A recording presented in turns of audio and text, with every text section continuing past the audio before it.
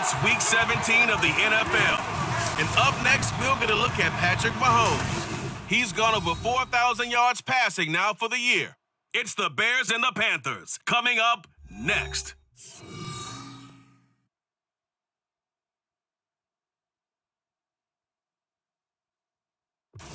The good news is that the winds aren't as violent as they were yesterday in Chicago, but it's still pretty darn cold. To be expected, I guess, for December football at Soldier Field. Today, Week 17 is upon us, and we've got a good one in store here, as it'll be the Carolina Panthers taking on the Chicago Bears.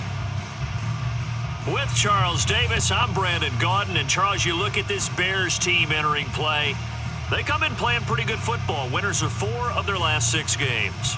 On the other side of the field for the visiting Panthers, they too were winners last time out, so something's got to give here. And I love it when both teams come in off of wins. Great mindsets, and it usually leads to a really well-played game.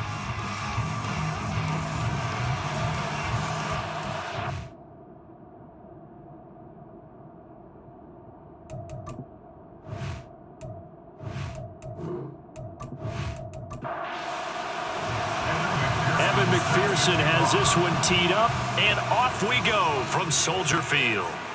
This fielded right at the goal line. And his guys will get the football right at the 20-yard line. So here are the Panthers now for their opening drive.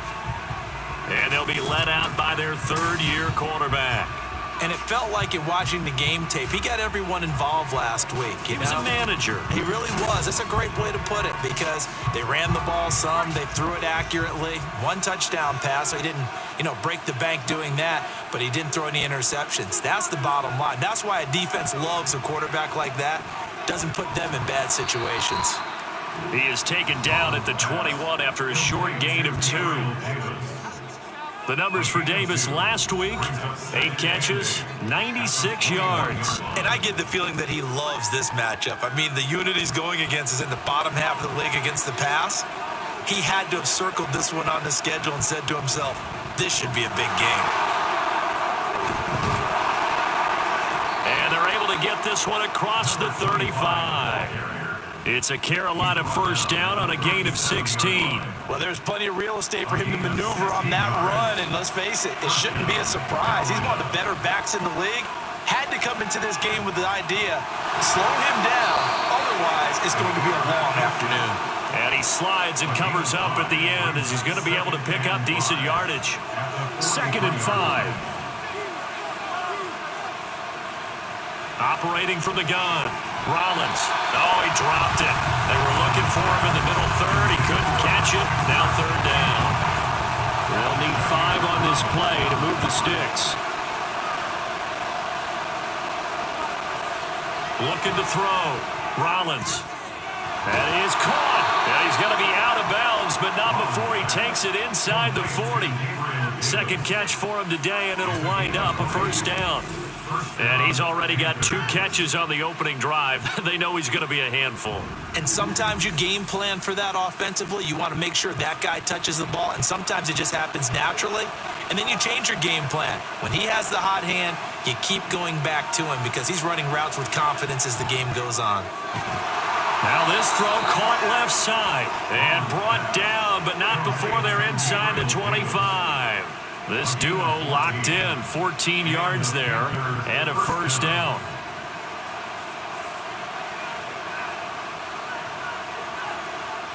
They'll stick with the passing game as he looks to throw. And he's going to have to eat this one as down he goes. A loss of 4 that time on the sack, and it brings up 2nd. Well, these sacks are really piling up. Last week, it was a half dozen sacks. And here's one on the opening drive. And it has the potential to be what we call a gap, a game-altering play. Because, let's face it, you just mentioned 6 sacks last week. Now, if you're an offense and you saw that on tape, you got to think to yourself, maybe I bring people in, keep them in, and try and protect my quarterback. It didn't work on that play. That's going to be caught by Kirk. And he's going to get this to about the 20, but that is well short of what he needed. Calling a gain of 6 on the play, and that'll bring up 4th down. Now here's the Panthers special teams unit to try a field goal for 3. Right hash, 37-yard attempt. And his kick is good. And the Panthers stake claim to a 3-0 lead. And all in all, a pretty decent opening drive, Charles. Pretty balanced. They had the passing game going and the rushing attack, too. I would think they have to be happy with that start because you get your ground game going, which means your offensive line and your runners are pretty happy, and then you get your aerial attack going as well. So your quarterback and receivers have smiles on their faces. Now both up to speed, awaiting their next possessions for this game. They can't wait to get started again. So here now the Bears offense for their first drive of the game. They'll be led out by the MVP of the National Football League in 2018, the former Texas Tech Red Raider, Patrick Mahomes. It's a pretty bland game he had last time out. Ended up throwing one interception, didn't have a touchdown to offset it. But the team found a way to win. He found a way to lean on other parts of the offense that carried them through. The numbers last week for Mitchell. 13 carries, 53 yards. Not a horrendous week last week running the ball, but definitely room for improvement for their numbers. No doubt, they made some slight adjustments to how they're going to call plays this week in hopes they can kick those numbers up a notch. And this will be a Bears first down as the tackle made here at the 36. The Bears at 11-4 now on the year. And they were winners their last time out, so they'll be looking to make it 2 in a row. And so much about football, partner, comes down to mindset. Being in the right frame of mind, and the best way to get in that good frame of mind, winning. So they come in feeling good. They've got the home crowd behind them. I think they're going to be tough to beat in this one. On second down, here's Mitchell. Oh, look at the juke. And a strong run that time as he's across midfield and down to the 43. First down for the Bears, a gain of 15. You were telling me this yesterday. This is exactly what they want to do on the opening drive, establish the ground game. Yeah, remember our conversation? We were talking about what one of the GMs in the league has told me repeatedly. It's a big man's game. And it's not necessarily size. He's talking about playing some big boy football. Line up, get leverage, knock people back, and establish the run early. 41 yards rushing so far, and this is just their first possession. They've got a new set of downs here. All runs on this drive so far. It's 1st and 10. On the counter, Mitchell. And this time the yards won't come so easy as they'll in fact tackle him behind the line. 2 yards the loss, 2nd and 12. Well, this defense for the Panthers, they were terrific a week ago in that victory over Tampa Bay, Charles. Yeah, we're definitely in top form and pitched a shutout as a matter of fact. That's the cherry on top of a great week of preparation. And you know what? These guys are eager to keep it going. Some motivation this week, not an issue. So after several rushes to start the game, Charles, they go to the air there and get a nice completion. Nice mix-up on the play calling, right? Establish the running game, make the defense think you're going to do it again, and then hit them over the top. Now you've got them betwixt and between. They don't know which way you're going to come out. 13 yards down to the 13. And this is exactly the kind of drive you're hoping for out of the gates. They're mixing the run and the pass well, keeping this defense off balance early. And they're on the march here with another first down. From the 13 now, they work on 1st and 10. Operating from the red zone now, Mahomes. Firing quickly, but it's incomplete. Timing's crucial in any route thrown, but when you throw an out, so many things are going through the mind of the receiver. Catching the ball, timing it up with the quarterback. Are my feet going to get down inbounds? On that play, all those things going through his head might have caused him to drop it. Now a second down throw for the end zone, but it's incomplete. This offense was on the move. Now 2 straight incompletions have them looking at 3rd and 10. Again, they'll throw with Mahomes. He's got his target. That's complete. And out of bounds all the way down at the 3. They're able to convert on 3rd down, and that sets up a 1st and goal.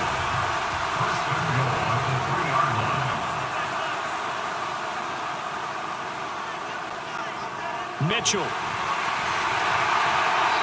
And they will stop him after a fairly minimal pickup.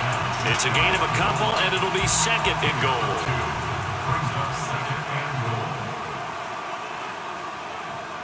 They'll try and run it. This is Boulder.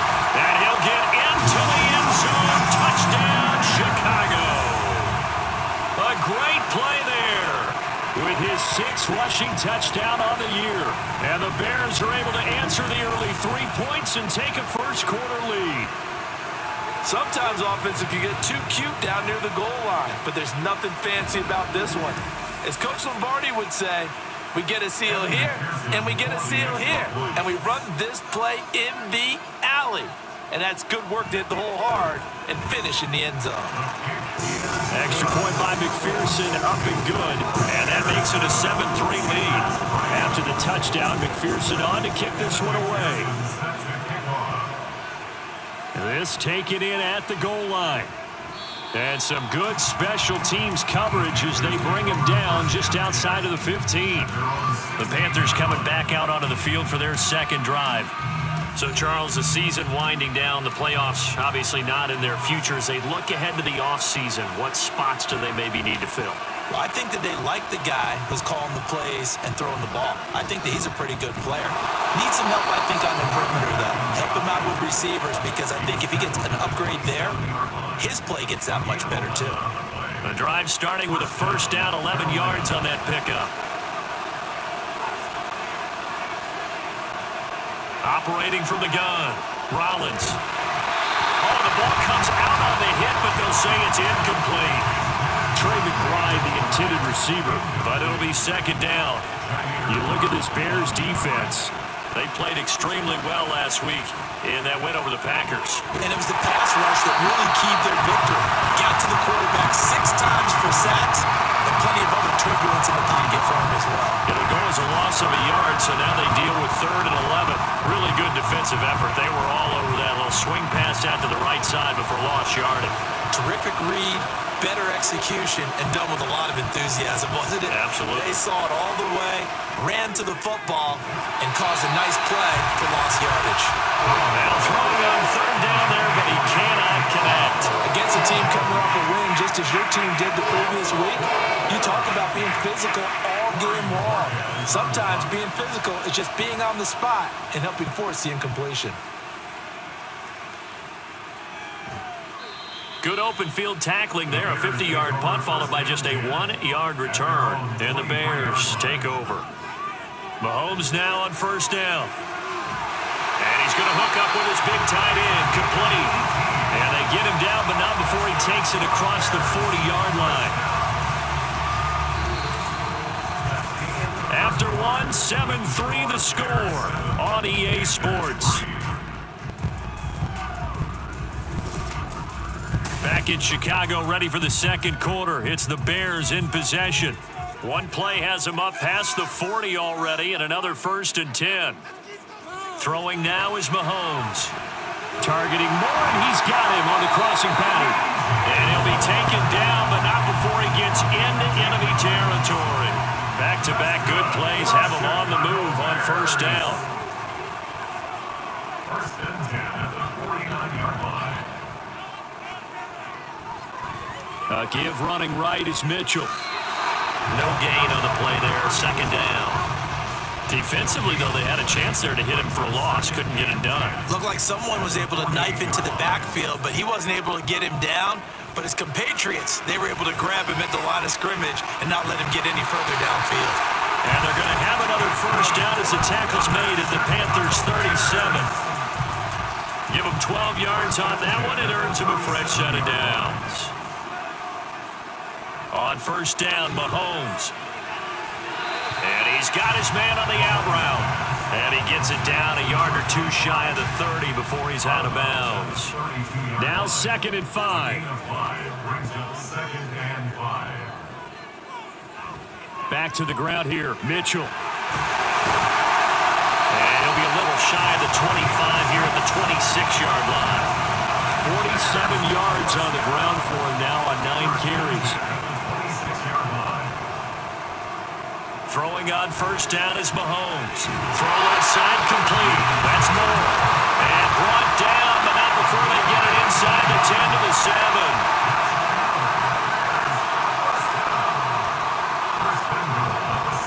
Mahomes now to throw. And that is caught. Touchdown, Bears. A great effort there. His second touchdown on the season. And the Bears add 6 to their lead.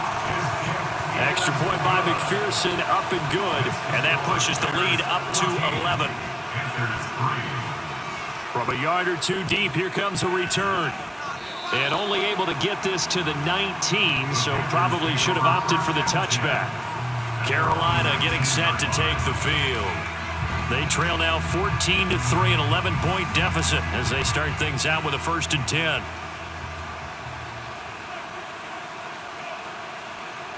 Throwing to start the drive. Rollins. Finding his target, it's Trey McBride. And he'll take this to the other side of midfield before going out of bounds. The catch and run pays off to the tune of 35 yards. Certainly worth noting he's now 1 catch away from 600. He's at 599 in his career. Off the RPO, he completes it. Now the result here, a pickup of 8. Leaves him with 2 to go on 2nd down. We'll get a pause here. There appears to be a Panther who is shaken up on that last play. But not what you want to see this late in the season. Medical staff is going to check on him, and we'll step aside for a moment. On 2nd down, here's a keeper by the QB. Gets around him. On a nice burst there as he'll take this inside the 30 to the 28-yard line. Nice pickup, 10 yards and a 1st down on the keeper.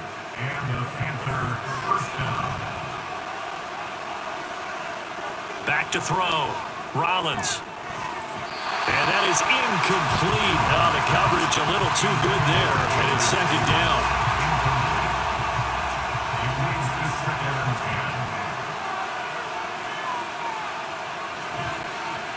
From the gun, he'll hand this off. He'll get only 3 there, so it leaves him with a 3rd and 7 ahead. Pretty good little 2-play sequence there. You force the incompletion, then a very short pickup. Yeah, now maybe bring in an extra defensive back or 2 because you want to try and defend on 3rd down. They like to play those nickel or sub packages, don't they? Meanwhile, on 3rd down, they take a shot at the end zone, but it's incomplete. They geared up and took the deep shot downfield, but it turned out it wasn't one-on-one coverage. Extra defenders in the area, and that one winds up incomplete. And his kick is indeed good. And a 2nd field goal here cuts their deficit to 14-6 now. So the margin shrinks a bit as back-to-back drives here for him and with field goals. Yeah, we know no one's turning down 3, especially in the 1st half, but you've got to finish these drives in the end zone. That's got to be a priority.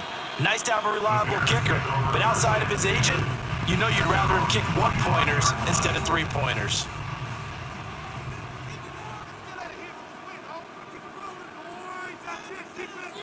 Mahomes now on 1st down.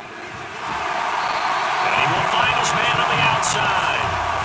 15 yards is the pickup there, and the drive starting very nicely. 1st down. That's a nice throw there, and he's obviously feeling pretty good because remember, he had a touchdown pass on the last drive, and here he comes out throwing again, and they wind up getting good yardage and a 1st down right out of the gate. And they'll get to him after a gain of 7 to the 47.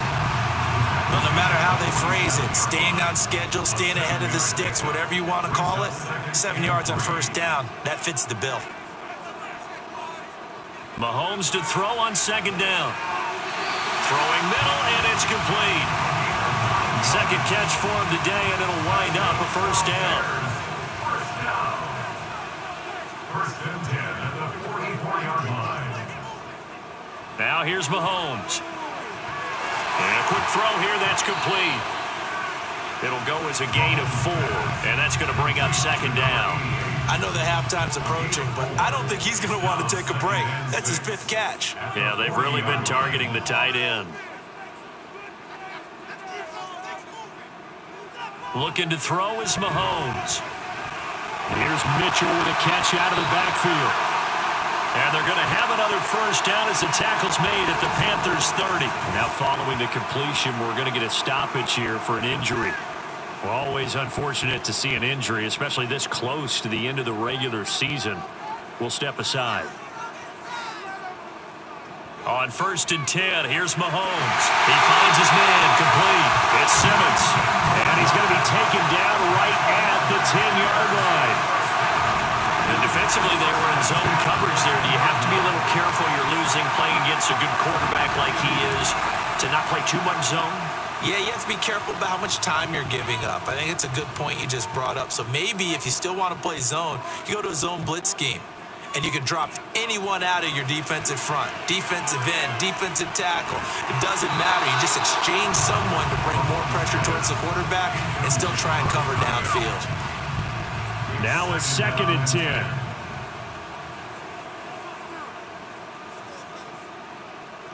Now Mahomes. That to the right sideline, and it falls incomplete. I see the surprise.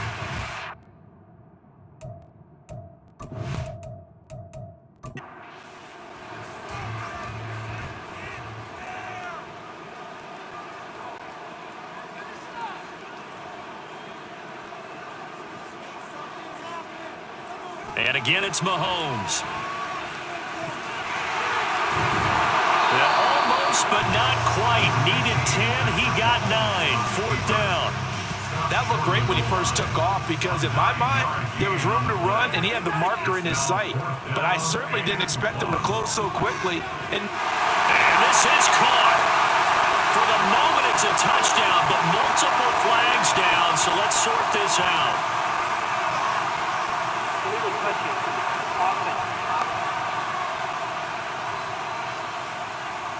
Boy, so that one, Charles, is a crusher. Take away the touchdown. yeah, and that's where defenders, Brandon, really use the sideline to their advantage because if you can influence the receiver to step out of bounds, you know he can't be the first to touch it when he re-enters the field of play, and that's going to cost him 6 points. 41 yards rushing for him now to this point. A gain of 9 brings up 2nd and 1. 2 minutes remaining in this first half of football.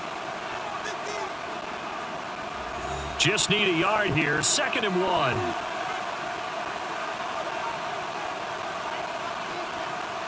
Now they'll throw here out of the gun. He's got McBride here over the middle. And he's taken down, but not before reaching the 20. On 1st and 10, Rollins goes right back to McBride. And he'll be out of bounds just shy of the 40. Boy, he ran free there after the catch as that winds up going for 38. And the offense is saying to itself right now, only they were all this easy because he was wide open. And once he made the catch, plenty of room to work his way downfield. That was a breakdown on the defensive side of the ball, one that they want to fix immediately.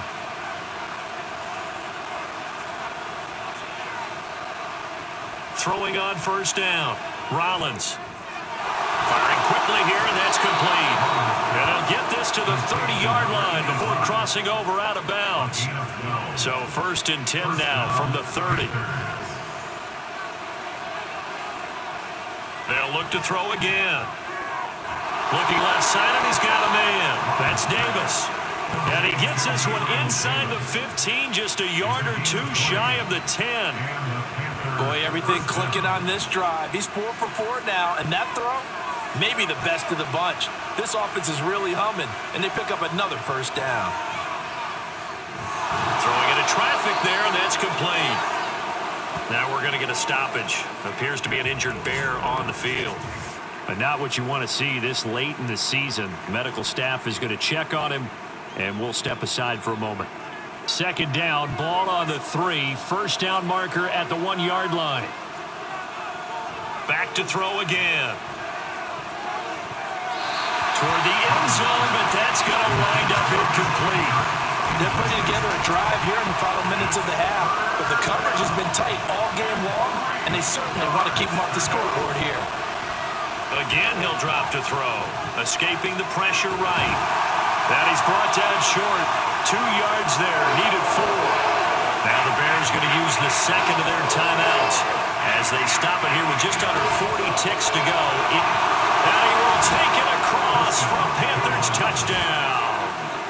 Taking it in from 2 yards out. And the Panthers go nearly the length of the field and finish it off with 6 points. You get down this deep, Charles, you hate to settle for a field goal. They roll the dice on 4th down, really just hoping to get that first. But as it turns out, they take it all the way into the end zone. You mentioned that they took a little bit of a gamble there. Think about it this way. Most teams throw the ball in this situation in the NFL, so they really gambled with a running play, and boy, did it pay off. Hey, Dirt. A little surprising they wouldn't go for two, but this is up and good. And the lead is cut to 1 at 14-13. And this will be a touchback, so they'll bring it out to the 25. Getting set to go again as we look at the back, heading onto the field again. And he's well on his way to a 100-yard game. He's already more than halfway there. We're only in the second quarter. And what I've always loved about running backs is they'll tell you, I had no idea how many yards I had. Right. Those guys have an innate sense of where they are in a ball game and how many yards they've accumulated, because you know they're always working towards 100. He's been working well towards 100 here. And they get him down, but not before he takes it across the 40-yard line. Now the Bears will use their third and final timeout as they'll stop it with 25 seconds to go here in half number 1.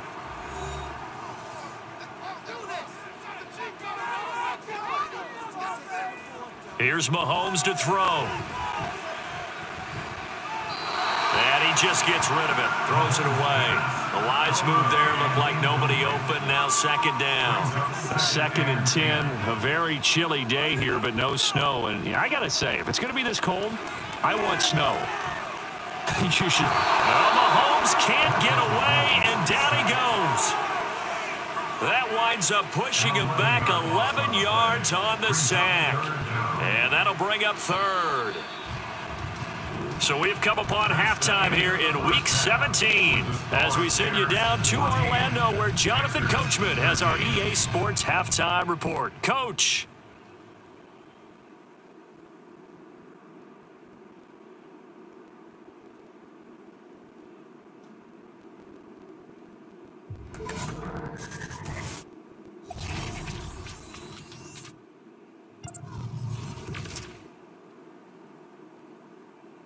Well, we're in the latter stages of this season. Everybody's getting antsy, so antsy that we're going to skip the halftime and get ready for the third quarter.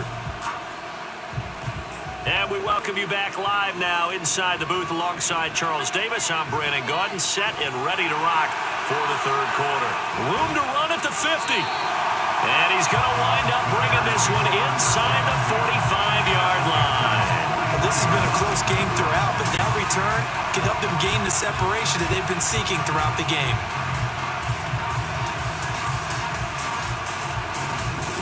So here's the Bears offense now as they get set to start this third quarter.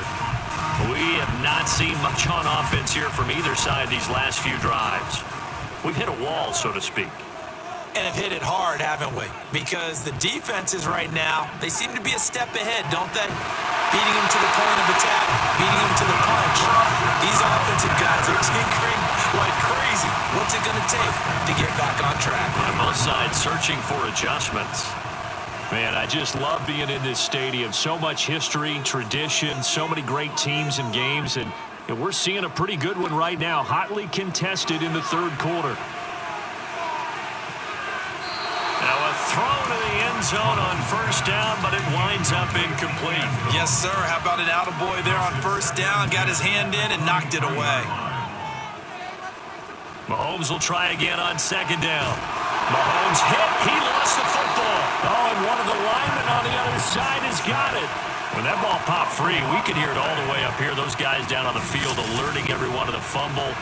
He's lucky that his offensive mates picked him up and jumped on it. Yeah, and you have to think to yourself, and I'm sure they've been echoing it on the sideline and into the huddle. Guys, we have the lead. Just take care of the football. Don't make it easier for them to start to make a comeback. Now on third and long, they'll look to throw. And he's got his big tight end over the middle, complete. And they're going to have another first down as the tackle's made at the Panthers' 13-yard line. A real letdown defensively. That was third and a bundle, but they allow the conversion. Operating from the red zone now, Mahomes. He rifles complete, caught by Moore. And they'll get him down after a pickup of 8. 2nd and 2. From the 5, here's 2nd and 2.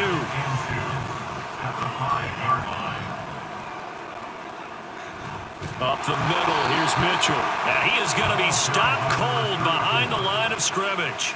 2 yards the loss, and now they go from 2nd and 2 to a tough 3rd and 4. In search of 4 yards here to pick up the first down.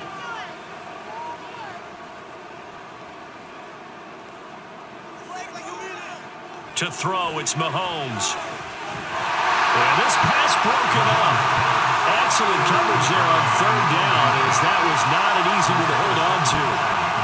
He did a fine job there of not hitting it before the ball arrived, and I've got to tell you, you can often mistime that play because of the angles of approach. When you're going to get it, sometimes you panic as well and think, I've got to be there right now. Instead, in this case, timed it perfectly and knocked it free. Well, looking at it from a defensive perspective, that keeps the deficit very, very manageable. You know, all things considered, not a bad job on the defensive side. I would say that you've pointed out something pretty good right there, and that is you actually have both sides happy with that exchange. You know, happy in quotes, of course. One team, hey, we've kept it within range. The other side saying, hey, we put points on the board and did stretch out the lead. Let's see how this one turns out. Yeah, still bottom line, though, 3 points for the opening drive of the 3rd quarter. And that's good for a pickup of 10 yards. And they'll be left with a 2nd and about a foot. Coaches always harp on the quarterback reading the defense and getting it to the open man. That's good recognition there. And how about what he did after the catch? Yeah, hit your tight end, let him get some rack. Yeah, when he gets moving, not many guys want to come over and put a hit on him, do they? Now a toss left side into the hands of his tight end. 6 yards the pickup, and that's a first down. First down, Carolina.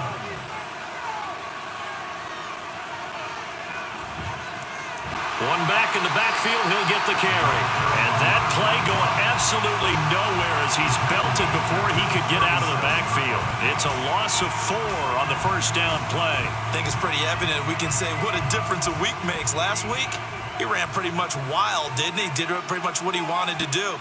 But this one, they've stopped him cold. That, to me, that's good scouting and even better execution. Yeah, and they stopped him behind the line right there. They obviously watched the tape a few times and made some adjustments.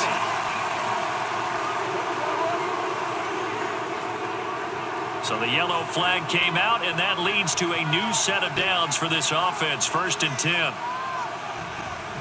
And they'll give him another shot here on the ground. And he's going to bull his way forward to the 48. 46 yards rushing for him now in the ball game. Good yardage there on first down. Exactly what you want. Get yourself set up to keep making first downs, keep the clock running.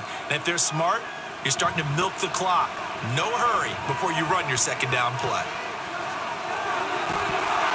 And they'll get him down as he's inside the 40. Good coverage downfield led to him taking off, picking up the first down on a 13-yard run. First down, Panthers. Now they'll switch it up here and look to throw. Quick hitter here, it's complete. And he's brought down at the 34. Call it a gain of 4. Line of scrimmage, the 24. This is 2nd and 6. At the 34-yard line.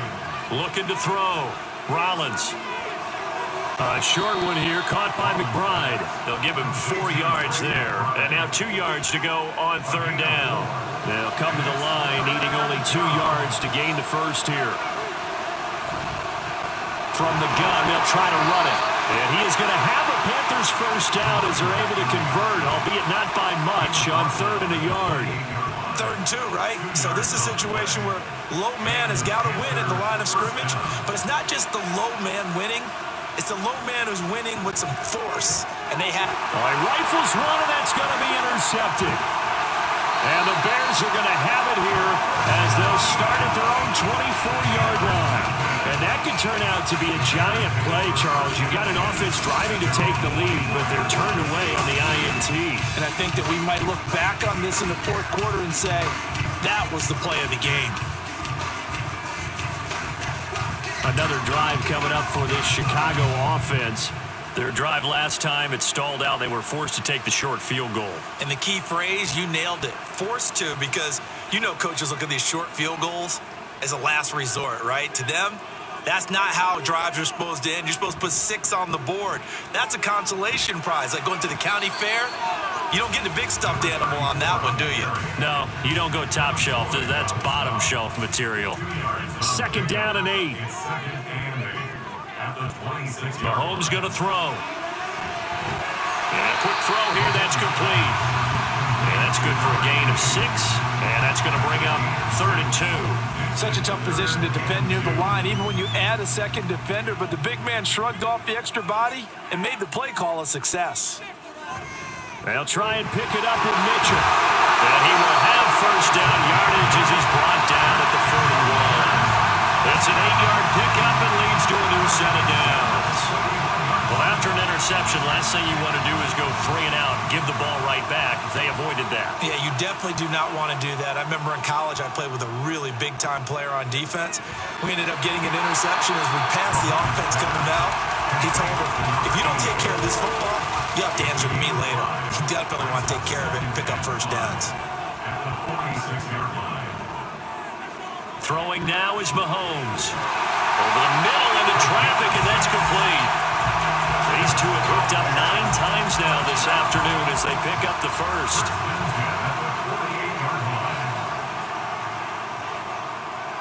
He'll look to throw. And his throw here is going to be incomplete.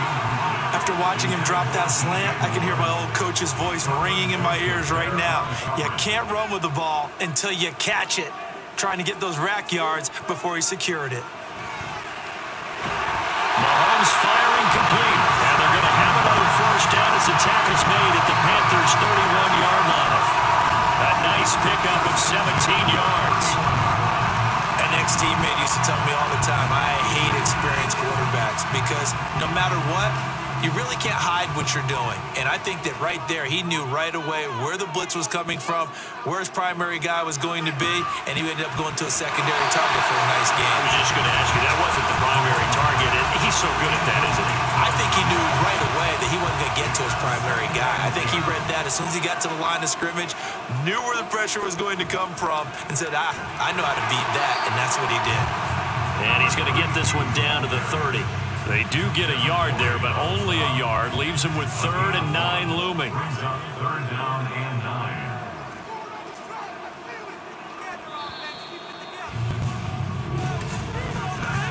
And they're not going to get to the line to run another play. So we will switch ends as the 3rd quarter has come to a close. We'll return with more after this break. You're watching the NFL on EA Sports. The Bears on 3rd down. They've converted 4 times out of 6. Not bad. This is 3rd and 9. Mahomes now to throw. Now look at this. They get the turnover they needed. It's intercepted. Isaiah Simmons picking it off. And the Panthers are right back in this football game. A critical error there in a tight game in the 4th. All you talk about is taking care of the football, and especially with a lead here in the 4th quarter. Turning it over, now the door is open for the opposition. Just in general, when you're passing in the 4th quarter with a lead, no matter what point, you got to be super careful. Got to be careful, and sometimes you can be so careful that you end up running yourself into an error. Here's a 2nd and 5. They'll bring a receiver in motion left. Now a fake on the jet sweep, and they'll instead run up the middle. And he is met at the line of scrimmage, and he goes down right there. They'll say no gain on the play there, and now it'll be 3rd down. Back to throw. Rollins. Pressure, and he's taken down. A Bear sack. And that'll bring up 4th down on the big sack with a loss of 5. There's the Panthers punter now, as he'll kick it away for the 2nd time. And he'll get this away into the icy winter air. 49-yard punt, 5 on the return. And they will take over 1st and 10. And now Chicago getting ready to go as they take the field. Their defense got the stop, forced the punt, and now you really start to monitor the clock as they nurse this slim lead. They go back to the air here after the INT on the last drive. Firing quickly here, and that's complete. And he's going to lose yardage and be backed up to the 25.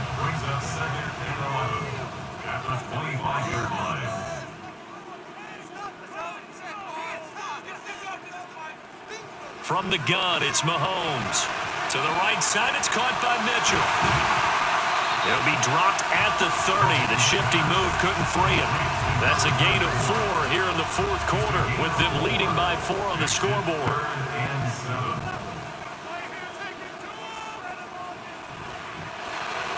Mahomes gets it out quickly, and it's complete out wide. And he went nowhere. He'll lose yardage back to the 29.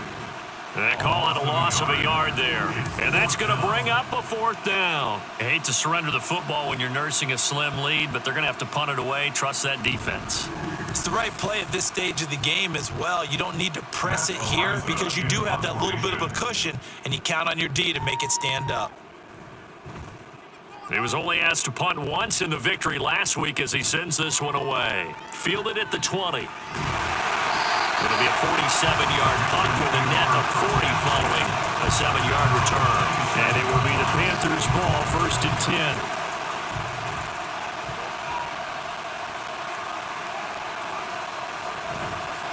Off the play fake. Rollins. And a dangerous throw there. Incomplete. He threw that into coverage. It was nearly intercepted. Here's 2nd and 10. To throw again. Rollins. And his throw is incomplete. Tight end has become a bigger and bigger part of the passing game in the NFL, but if you drop the football, that position can get swapped out with a wide receiver in that spot, a running back in that spot. There are other ways they can go if you're not going to catch the ball. And that's not just his first drop, his 2nd drop of the game. And he is going to have a Panthers 1st down as they're able to get the 3rd down conversion. Well, there you go. Save your best scramble of the day for a big-time situation in the 4th quarter, picking up the 1st. You don't want to use it up early, right? You want to make sure you save it for that exact moment, that key time, and that's what he did, although you and I both know it wasn't planned that way. But what a nice job using his eyes, scanning the field, and realizing when it was time to exit the pocket and go. And here's a handoff out of the gun, and he'll manage to pick up about 4 at 2nd down. And that was a quality play to start a new set of downs. That was simply an offensive line winning the battle up front and winning in a big way and giving their guy in the backfield a nice lane to hit.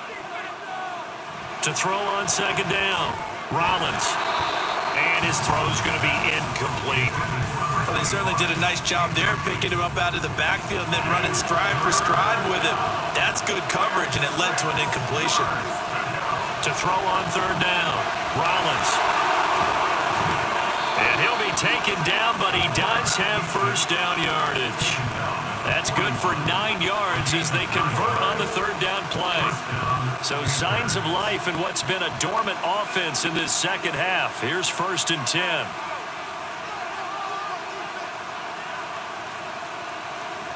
Looking to throw. Rollins. Got a man. It's caught at the 6-yard line.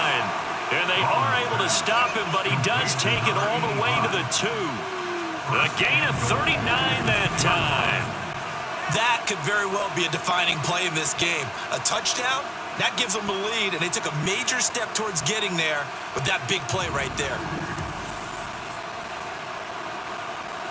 Only way to get the lead here, of course, with a touchdown, and that's what they're gunning for on 1st and goal. Off play action, Rollins. And this is going to be intercepted. It's Jair Brown who's got it.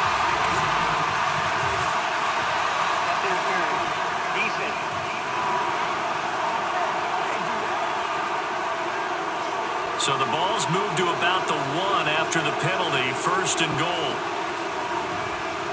They'll try to run this one in. And he'll take this into the end zone. Touchdown, Carolina. A great play there. His 10th touchdown of the season, 2nd of the game. And the Panthers have taken a 4th quarter lead. Well, the pass interference called on the previous play, that set him up nicely for that 1-yard touchdown run. Yeah, they were able to capitalize from a yard out. Plenty of barking from the sideline about the call, naturally so.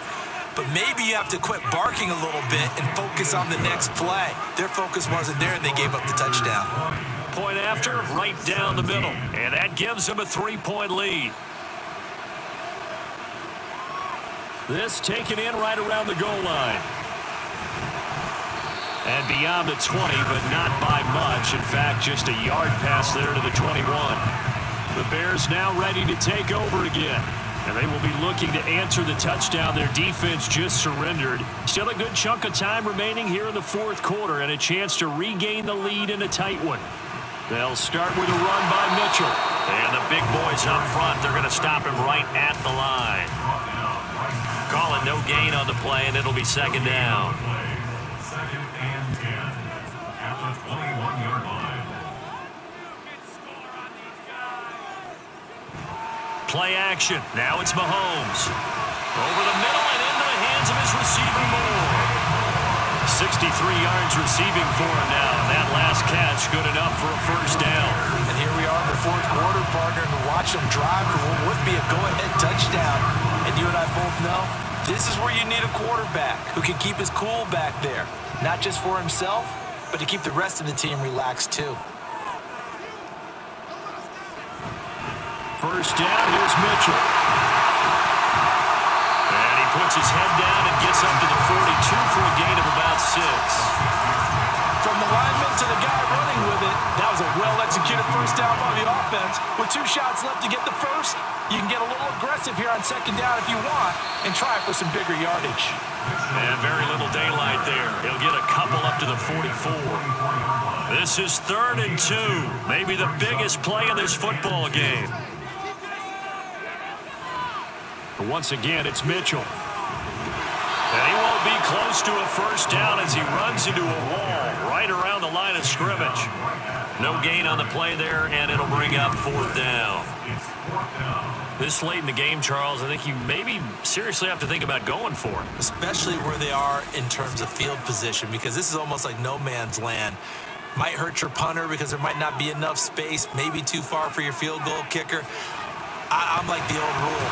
Possession is 9/10 of the law. Possession is 9/10 of winning the game. Go for it. Get the first down. Close it out. They keep the game alive, at least for the moment, as it's a first down. 3 points separating these two sides with 2 minutes left to go in the fourth. Plenty of time. All 3 timeouts still remain. Here's 1st and 10 now. From midfield, here's Mahomes.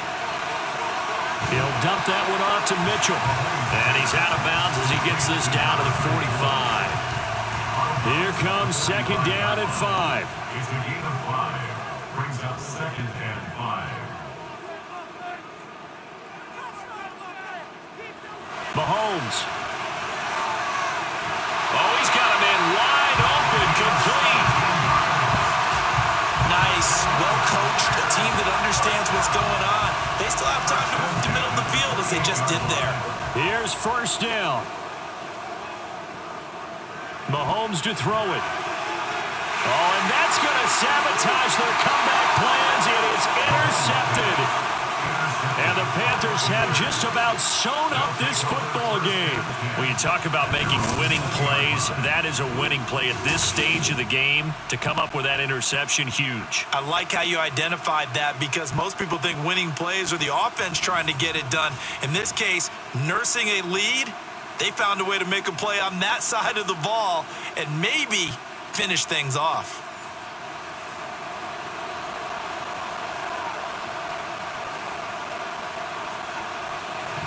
We've got to have 2 hands on the football here as they run on first down. And he'll go down at the 26 following a gain of 6. Now the Bears going to call the first of their timeouts as they'll talk things over prior to this upcoming second down play. And he will have a Panther first down, and it is celebration time on that sideline, and they've earned it.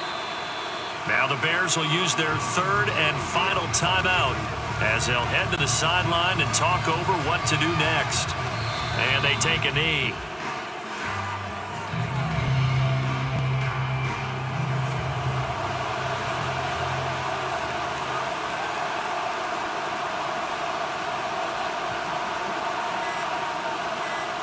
One final kneel down here, and that should just about do it. Yeah, it's fun to kneel down in front of your home crowd, but when you go on the road, that band of brothers attitude, right? Just us against the world and get it done. How happy are they? I remember a coach at a previous stop telling me, you get a win on the road, doesn't matter the opponent, get out of there like you stole something. And they did in this one. And a fun, close ball game comes to an end. On that last play, Charles, they were on the wrong side of midfield. They needed something near a miracle, and they couldn't get it done.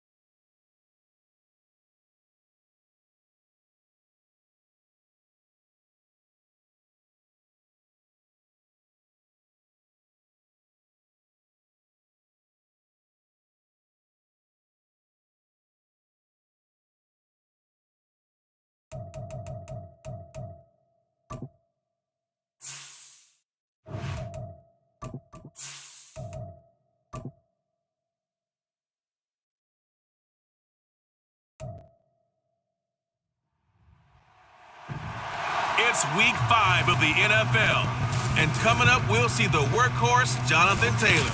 He had a great week last week, well over 100 on the ground with a score. It's the Colts and the Browns on Sunday Night Prime.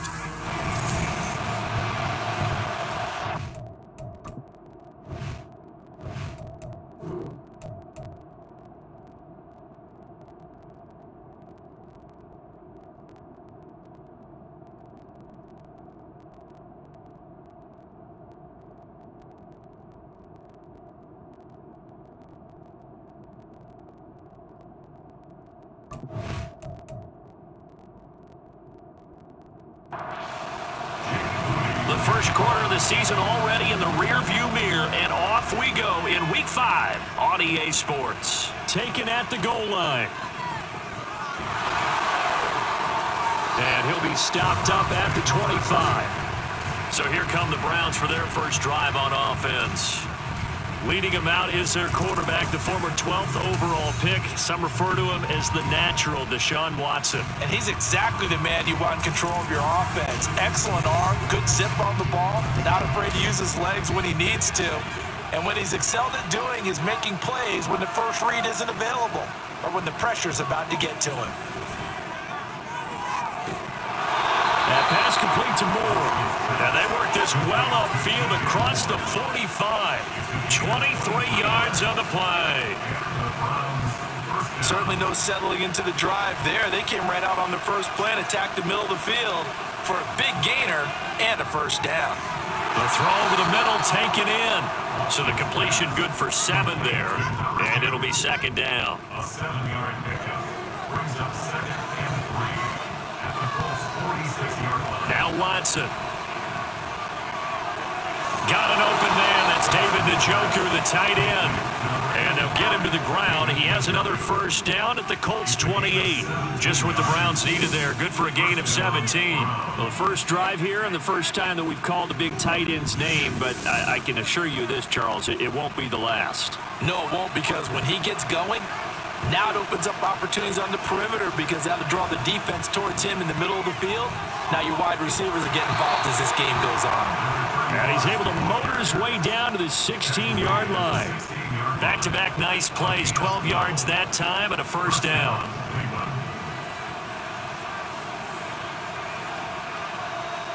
From the red zone now, Watson. That is caught inside the 5. And the Browns are going to be looking at first and goal as they move this down to the 4-yard line. First and goal, a chance for an early statement here on the road. And the D not yielding much there. He's only going to get a yard to about the 2. Here's where we need to see some tenacity from this defense because they've been pushed right down the field on this opening drive. They've got to find some way to push back, and that's a good first step. And he can't find a receiver, and he's brought down.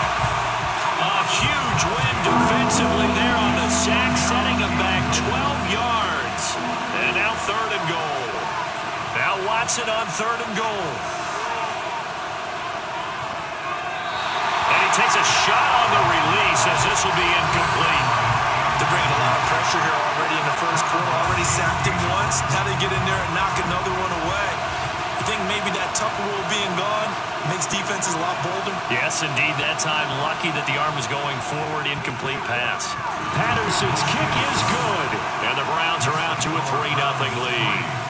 Able to move the ball on that drive. Yes, just 3 points, but 4 first downs were in there. Yeah, and you can look at it and feel pretty good about the whole thing and think, okay, this should continue throughout this ball game. On the flip side, if you're a defender, it's almost like, whew, we only gave up 3. They moved the ball on us pretty well. So now the Colts will get their first opportunity with the football. And a glance here at their shifty mobile signal caller.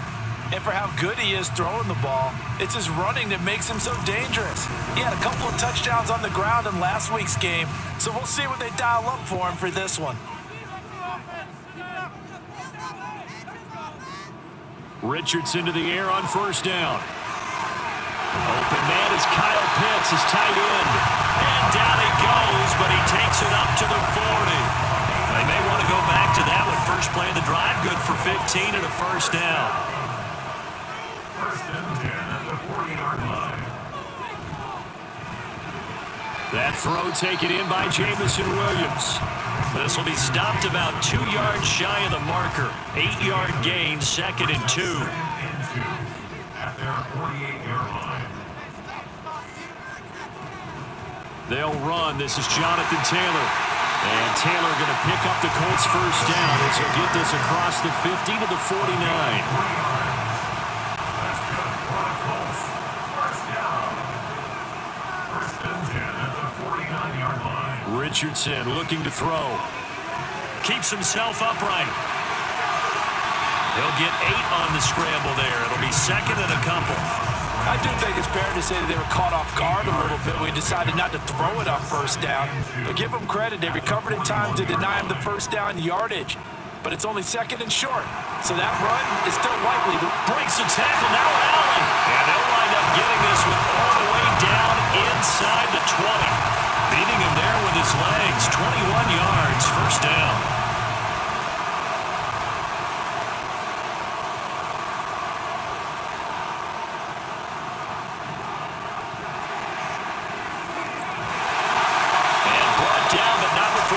Inside the 10 to the 7. Another strong gain on the last 2 plays. They've moved it a combined 33 yards. We know they have these RPOs in their playbook, and look, we're seeing it here in the first quarter. You think we're going to see it as the game continues? They trotted them out early for a reason, partner. They're letting them know that this is in the arsenal, and we rely on it. You better be prepared because this is going to be an all-day affair trying to stop them. Now a throw to the end zone on first down, but it winds up incomplete. Richardson hit it, he fumbles it. But it looks like one of the DBs has it. The pocket collapsed around him. I know we talk about it a lot, but a QB has to have that sixth sense, doesn't he? He really does, and I know of one team at one point was training their quarterback with that time frame, and anytime he didn't get rid of the ball within the right amount of time, they would blow a horn or blow a whistle to show him this is what that time is, just what you're talking about, training him to understand this is the amount you have, make sure the ball's gone. Didn't happen in this case. That helps the completion percentage, but not much else, and now it's 3rd and 10. Now right where this set him down started, they need a full 10 here to pick up the first down and move the chains. Throwing on 3rd down, Watson. Pass taken in by his big tight end, and he is going to have the Browns first down as they're able to get the 3rd down conversion. 3-0 after one on EA Sports. The start of the second quarter, and it's the Browns in control of the football as they've got it with a 1st and 10.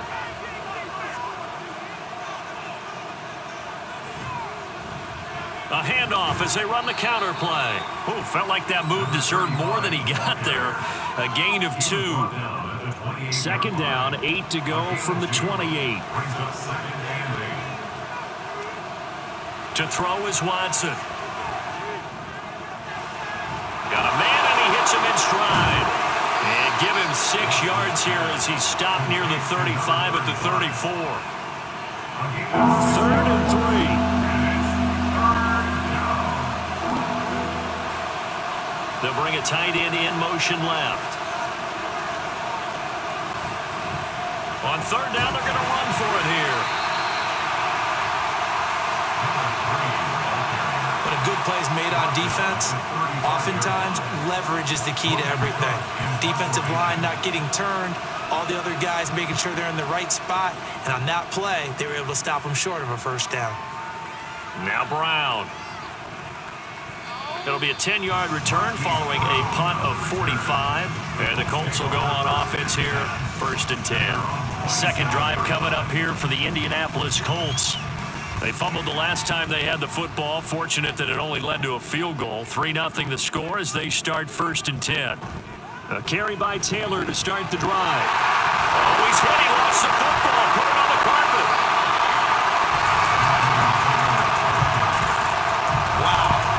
Is not free, but a teammate comes along and scoops it up. It's almost like baseball. Guys at bat, people are on base in scoring position. One guy doesn't get them all, the next guy comes through and picks him up. And avoids the turnover. Back-to-back good plays have him on the move on 1st down. Richardson. And that is going to be incomplete as he led him a bit too much. The Colts at 3-1 here through their first 4 games. And they're hitting their stride of late. Winners of 3 of their last 4. And I thought that they played pretty well last week. Their execution, their discipline, their resilience, all on display in that victory. And just 1 yard here from the 49 to the 50. They'll come to the line here needing 9 yards to pick up the first. From the midfield stripe, they'll look to throw. Able to shake him off. Good coverage downfield led to him taking off, picking up the 1st down on a 13-yard run. No shortage of impressive moments for him thus far. Now he's halfway to the century mark, and we're still in the 1st half. There's been no answer for his running ability so far by the defense. I can't wait to see what adjustments they'll have to make during the halftime break. Now left side on the swing pass, and he's going to get this inside the 30. 10 more there and another 1st down.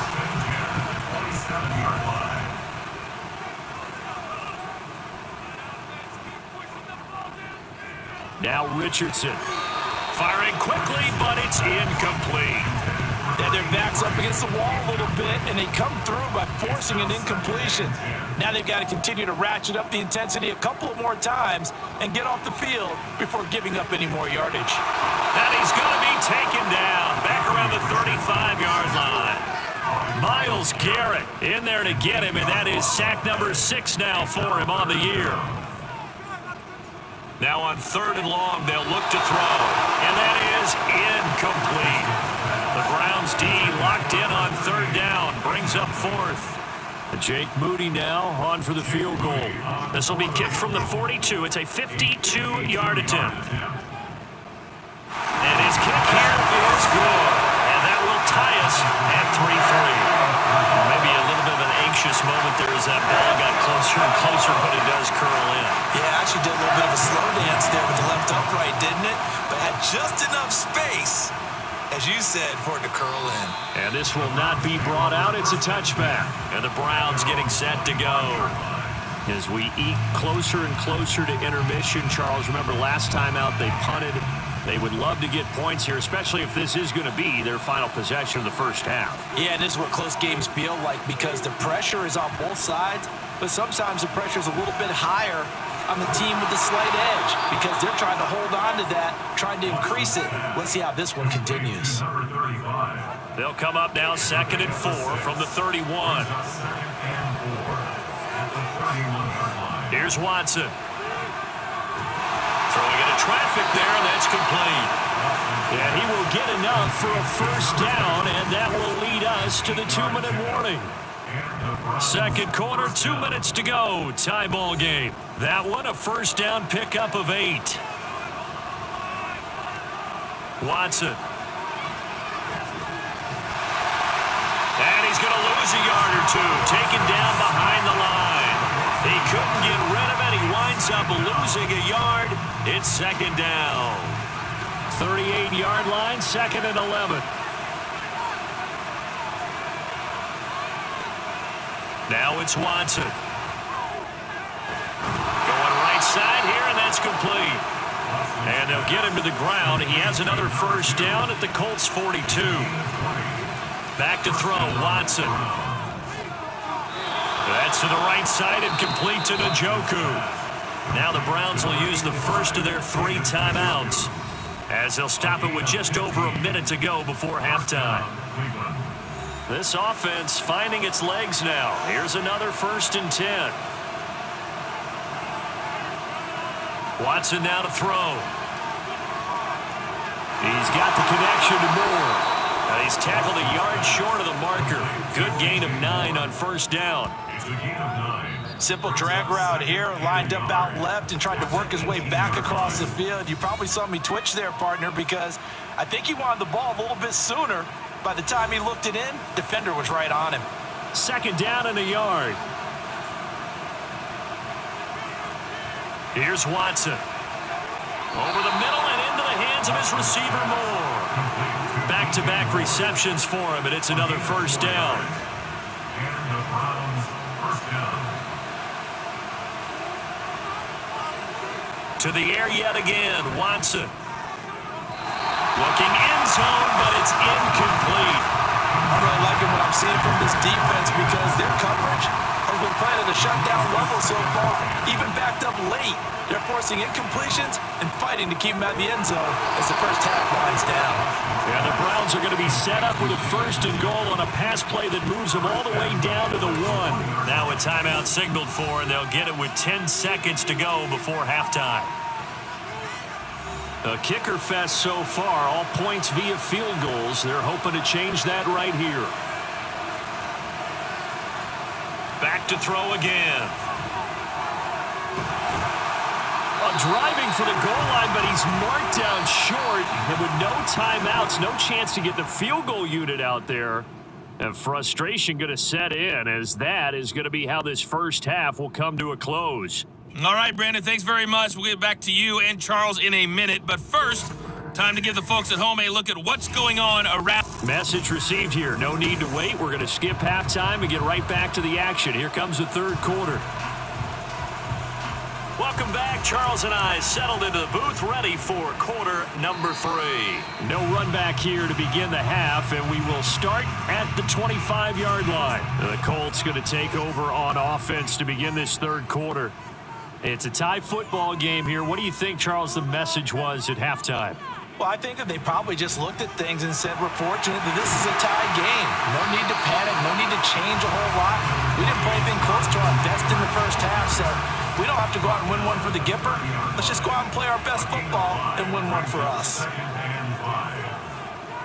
Here's Richardson to throw. Rolling to his left. And tackled down after a gain of 3. Leaves him with 1 yard to go on third down. So they just need 1 yard here to pick up the first down. On third down, here's Taylor. And Taylor, I don't think he got there. No, he did not.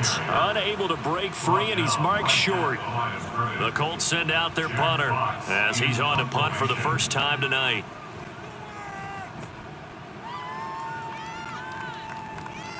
Fielded just inside the 20. A nice return that time, gets 12 yards back. And the Browns will take over, 1st and 10. Now we take a glance at the offense as they work their way back out for their first possession of the second half. On 1st and 10, Watson. And this will be incomplete. Physical play on the football there, and it's 2nd down. 2nd and 10.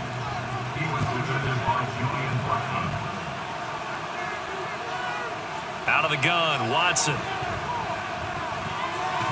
And he's going to find his man out of the backfield. That's complete. And he's able to take this one up to the 35-yard line. They'll come up facing 3rd and 5. Now Watson. And this is going to be incomplete. Anytime a ball's thrown in the middle of the field is popped up in the air, I expect someone to catch it. Doesn't matter whether it's offense or defense, because there's usually a great amount of bodies in that part of the field. In this case, no one came up with it. With it is Brown. 43-yard punt, but they get 9 back on the return. And out will come the offense as they take over. And now Indianapolis set to take the field. And our game's hit a little bit of a lull here, a little bit of a snag. Punts on back-to-back drives. And old school coaches don't necessarily mind that. Didn't turn it over, right? Didn't create a big play for the other team. Right now what you're looking for is, can you gain an advantage in field position? And that's what both teams are seeking right now. Yeah, they'll be seeking to gain that advantage here on this drive. Now a throw downfield is taken in by his running back. And he'll be stopped right at midfield. First down. 1st and 10 at the 50-yard line. 1st and 10, Taylor now. He'll take this to the 46. Well, they're hoping that the second half is better for him than the first half. They've got to find a way to get him going. He's a big part of their offense. Yards on the pickup. 2nd and 6. 2nd down, another run with Taylor. And it's been like this all night long. Nowhere to run as they stop him behind the line. That's going to go down as a loss of 5, and it brings up 3rd down. Well, we saw a lot of negative plays that resulted in plenty of lost yardage in the first half, and that trend is continuing here. On 3rd down, here's Richardson. Towards the end zone for Brown. And that is caught. Touchdown, Indianapolis. Marquise Brown, his first touchdown on the year. And the Colts have taken the lead. Jake Moody now for the point after. And it is up. And it's good. That'll make our score 10-3 now. So here's Moody back out there now to send this one away. Taking it about the 1. And a decent return out to the 27-yard line. Cleveland offense making their way out. Just a lone field goal for them so far, trailing 10-3 as they come up 1st and 10. Throwing to start the drive. Watson. Now that'll be tipped and intercepted. Picked up by Juju Brents. And what a return as he brings this all the way back down to the 20-yard line.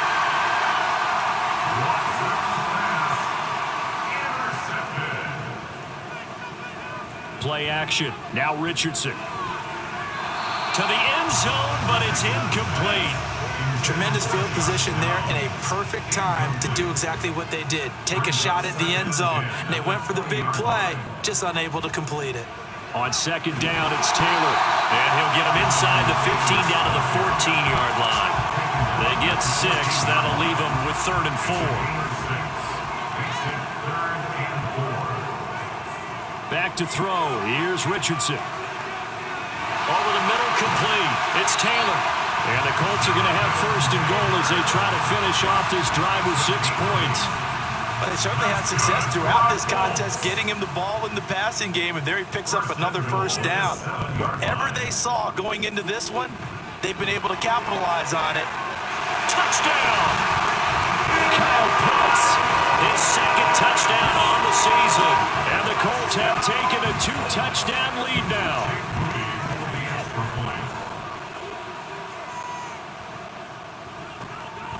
Moody good with the extra point. And the lead is now 17-3.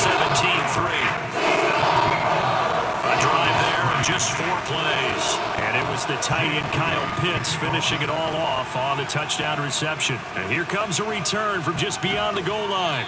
And he will be brought down here inside the 20. Good coverage as he's dropped at the 17. Heading out as the Cleveland offense now as they get set to take over here. And we'll see if they can bounce back from that last drive, in particular if they can bounce back at the quarterback position, Charles, after throwing their first interception of the ballgame. Yeah, some guys, you know they're going to want to try and get a big play right away and take control back. Others, they're going to look to hit a couple shorter passes, get a little momentum back that way. But for the defense, that goal's not changing a bit. They want another pick. You're exactly right about that. In fact, you've got to watch them a little bit because in coverage, they may cut down their gaps a little bit, maybe their splits a little bit in order to try and get to the ball even faster. Third quarter here in Indy. This is 2nd and 10. Back to throw. Watson. Throwing over the middle, and it's incomplete.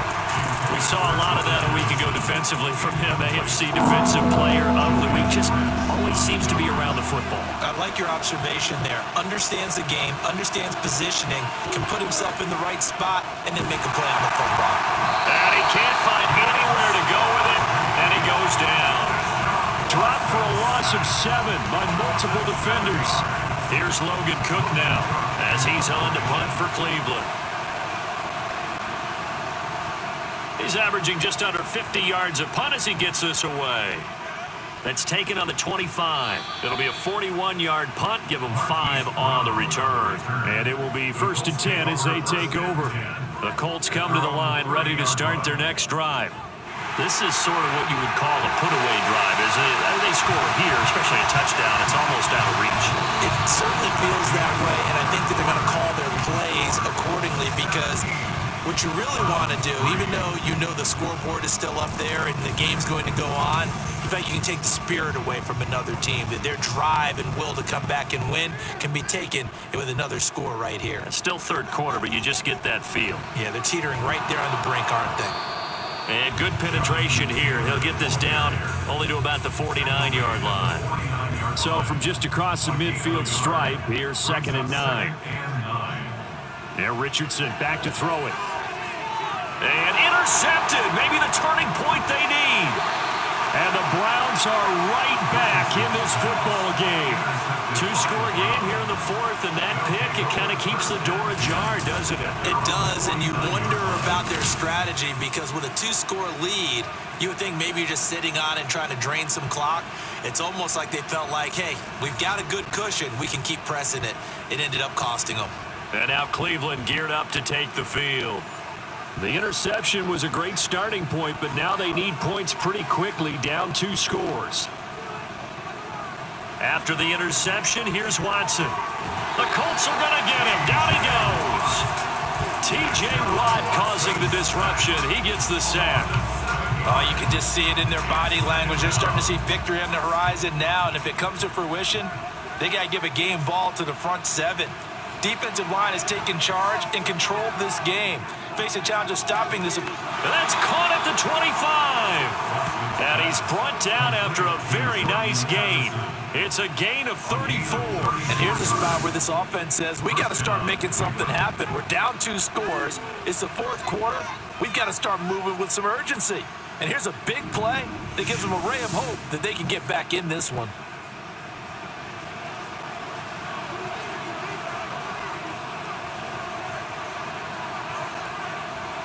Off of play action, it's Watson. This short pass into the hands of Njoku. They get him to the ground right on the cusp of the red zone after a pickup of 5 or 6. From the 20, here's 2nd and 5. Looking to throw. Watson. And he's got his man out of the backfield. That's complete. And he'll get him inside the 15 down to the 14-yard line. There's a 1st and 10 at the 14-yard line. Watson looks to throw again. And his throw here's incomplete. His back has been a dependable safety valve all game, so he went back to him when his first read was covered. Just unable to connect, so the play results in no gain. And they'll run on the inside handoff. And now they're inside the 10 as he's brought down at the 9. 5 yards. Now it's 3rd and 5. A shotgun snap for Watson. And it's intercepted at the goal line. Picked off by J.C. Horn. And the Colts are going to get the football back at their own 17.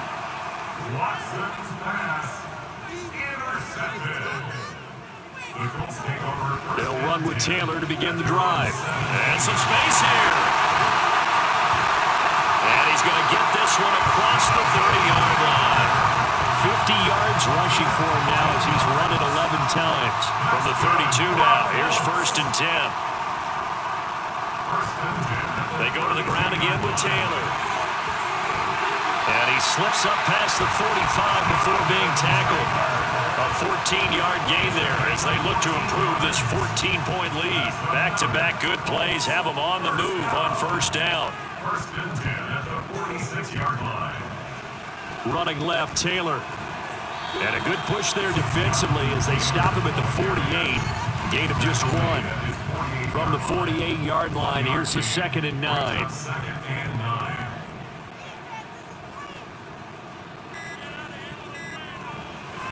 Running straight ahead, Taylor. And he's going to take this across the 50 into Browns territory.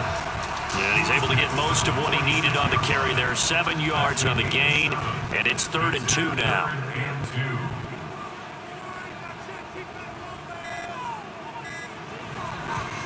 They'll try and run some clock here as they keep it on the ground. And he is going to have a Colts 1st down. It's a gain of 6 that time on 3rd and 2. From the gun, it's Taylor. Muscles by at the 25. And he gets this one inside the 15, just a yard or 2 shy of the 10. Whistles now and a timeout. So defensively, they burn it here with 1:51 left. And he's able to break out of 1 tackle, but then quickly brought down. Now the Browns signal for the 2nd of their timeouts as they'll head to the sideline and talk over what to do next.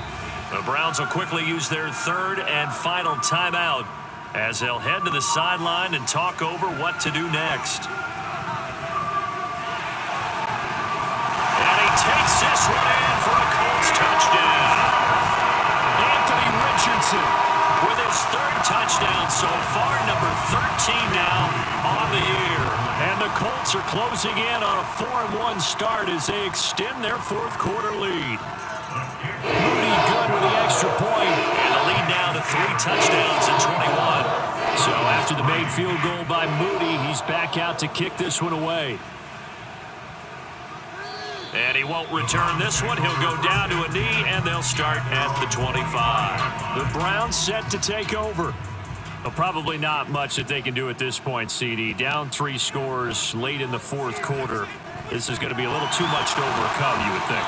Yeah, they'll go down swinging, but in the end, I think we saw the writing on the wall a while back because one team was clearly better than the other in this one. And while it didn't quite reach blowout status, I think we knew who was going to win this one well before we got to this stage. Now they got to get to the line quickly. Watson on 1st down. Nowhere to go here. He lost the football. And now this ball picked up by the offense. But here in the final 2 minutes of the game, this will be blown dead. Only the fumbler can advance the football. So this will go back to the spot of the fumble itself. They try to throw on 2nd down, but this one is incomplete. Well, that play was certainly a little bit different because on the previous play, he was sacked. This time, protection a lot better. Had time to survey the field and still couldn't find an open receiver.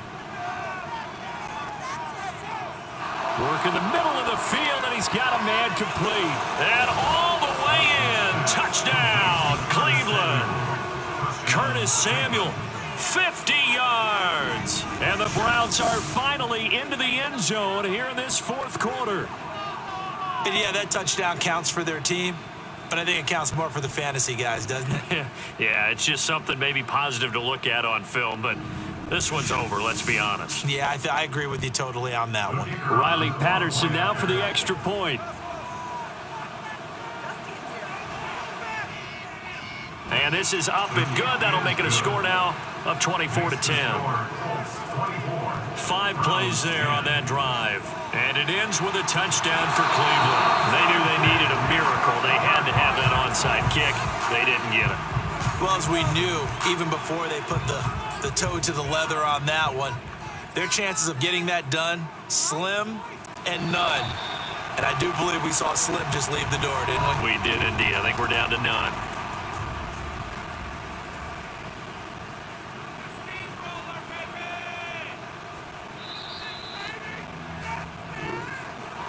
Well, this was a very close ball game at halftime, Charles, but in the second half, that offense kind of kicked things into another gear, and they were able to pull away for the victory. And, Brandon, I think they're the type of team that just looked in the mirror and said, hey, ton of pressure on, but we're the type of team that can flat out handle it. They stood up with confidence, and made it happen for a victory. So for Indianapolis, they boost their record up to a strong 4-1, and they'll hit the road next week to take on the Houston Texans. Meanwhile, for the Browns, they drop below 500 to 2-3 with a loss, and they will try to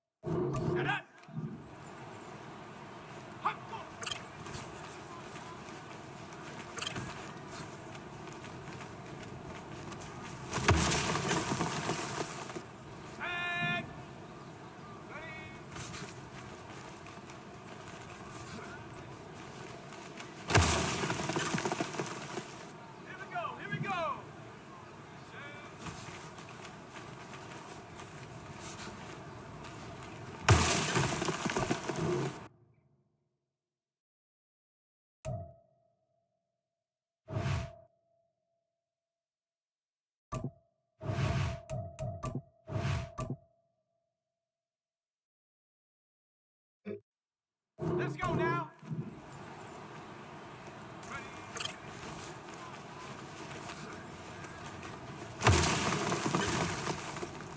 Let's go. Hup.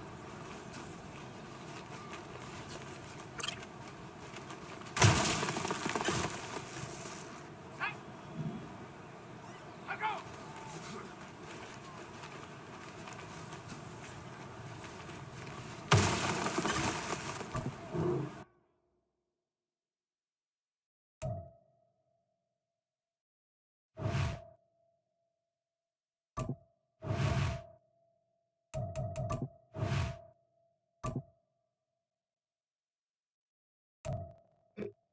Ready, ready.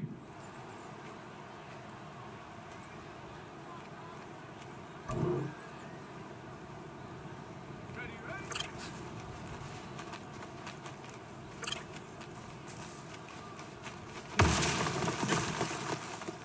Go. Ready.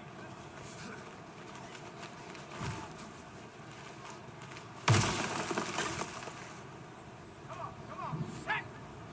Set go.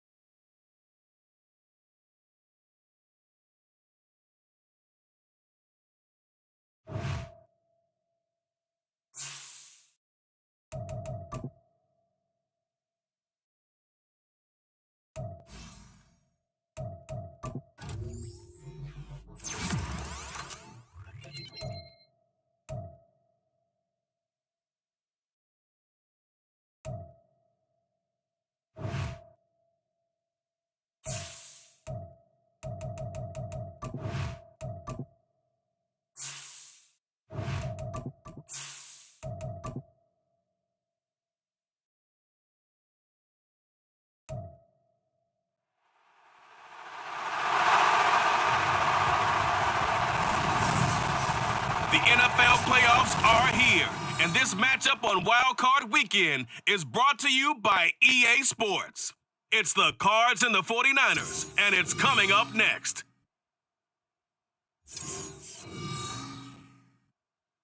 It was a frequent sight in the 80s and 90s, and it's continued on till today. Playoff football in the Bay Area as we welcome you to Levi's Stadium in Santa Clara. Today, it's the second.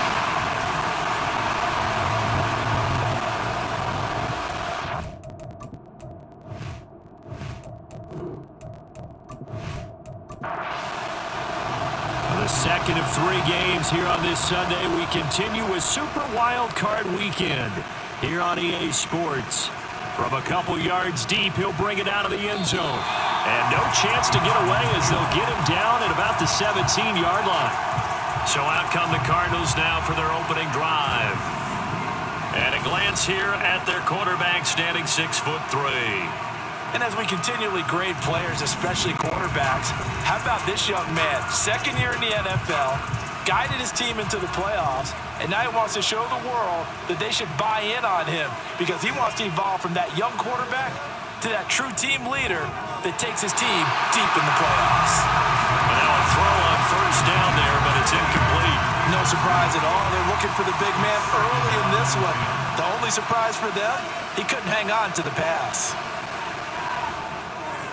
He finds his man, complete. That's Duncan. And he's taken down. It's a gain of 3 from the 17 to the 20. A tough spot here on their opening drive. This is 3rd and 7. Nowhere to go here. He lost the football. And now this is scooped up by the 49ers. And they've got the football, and they're already knocking on the door inside the 5 at the 4-yard line. The defense, they were swarming that time and ultimately got to him before he could get rid of the football and knocked it free. And don't you feel just a little bit of sympathy for him back there, though? So much going on, so much swirling around. He's trying to find someone downfield. He's trying to move around to find an open target. Sometimes you forget the number one thing, take care of the football.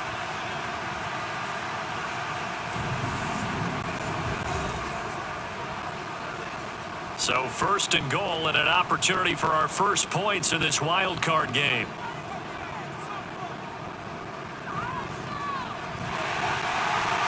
And across the goal line into the end zone. Touchdown 49ers. Taking it in from 4 yards out. And the Niners will strike first here in this wild card matchup. Things could just not have started any better for them. They get the turnover, the football right away, able to capitalize on offense for 6. And we're talking about setting a tone in any game, right? The first points of a ball game. How about during the playoffs? Vitally important, and they've done that in this one. Extra point right down the middle, and it's now a 7-0 game.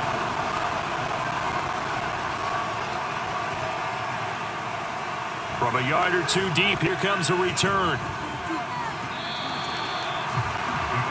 Here's the Arizona offense now as they get set to take over.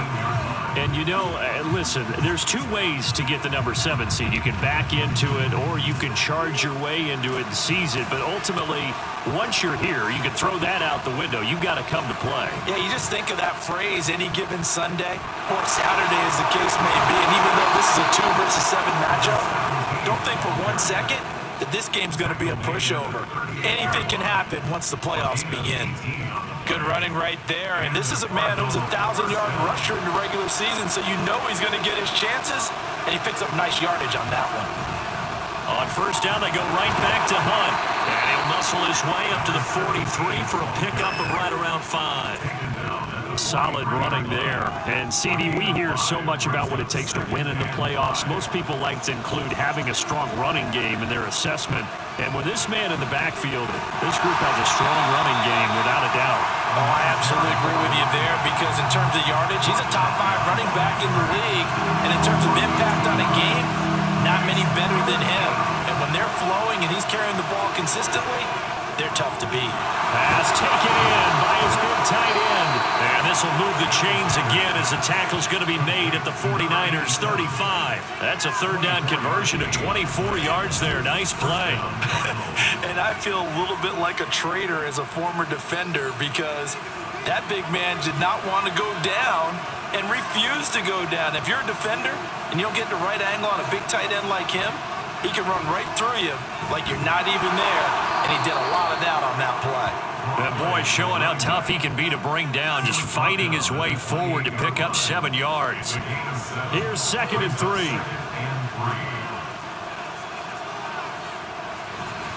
They'll run again with Hunt. And this won't be enough to pick up the first. A gain of 2, 3rd and 1. This will be play number 7 on the drive. 3rd and a yard.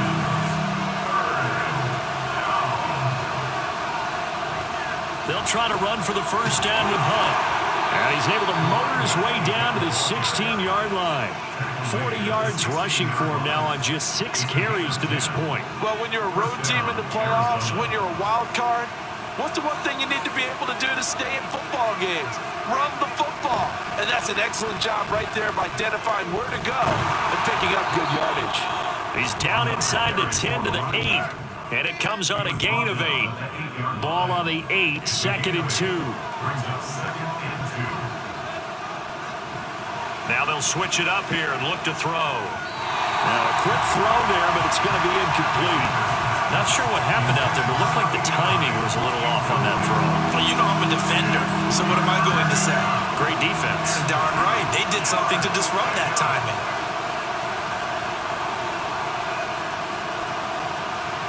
On 3rd down, here's Hunt. He's going to be a yard short. Needed 2, but only got 1. 4th down. Well, they picked up a portion of it, but not all that they needed. Now that leads to a decision on 4th and 1. Let's see what they decide to do. And no move to get the offense off the field. They'll stay put on 4th and 1. They'll try and run for it. And he fights his way in, not giving up. And it's a Cardinal touchdown. Taking it in from 7 yards away. And the Cardinals' decision to go for it pays off with 6 points. So they only needed a couple of feet there on 4th down, but they got more than that and then some as he takes this into the end zone. And I love your description right there, right? 4th and short. They got that. No problem. Let's go ahead and get the rest of it. Finish it off in the end zone. Touchdown. Everyone goes away happy on that one. Extra point splits the uprights, and we are tied at 7. So that one a long 11-play drive. And in the end, it's capped off by a 7-yard run. So all even at 7 now as they kick it away. And they'll put up the stop sign there as his guys will get it at the 25. Back out there comes the 49ers offense ready for their second drive. So both of these teams, Charles, coming off touchdowns now, but this offense, they just had to stand on the sideline, watch their opponent author a really impressive drive to reach the end zone.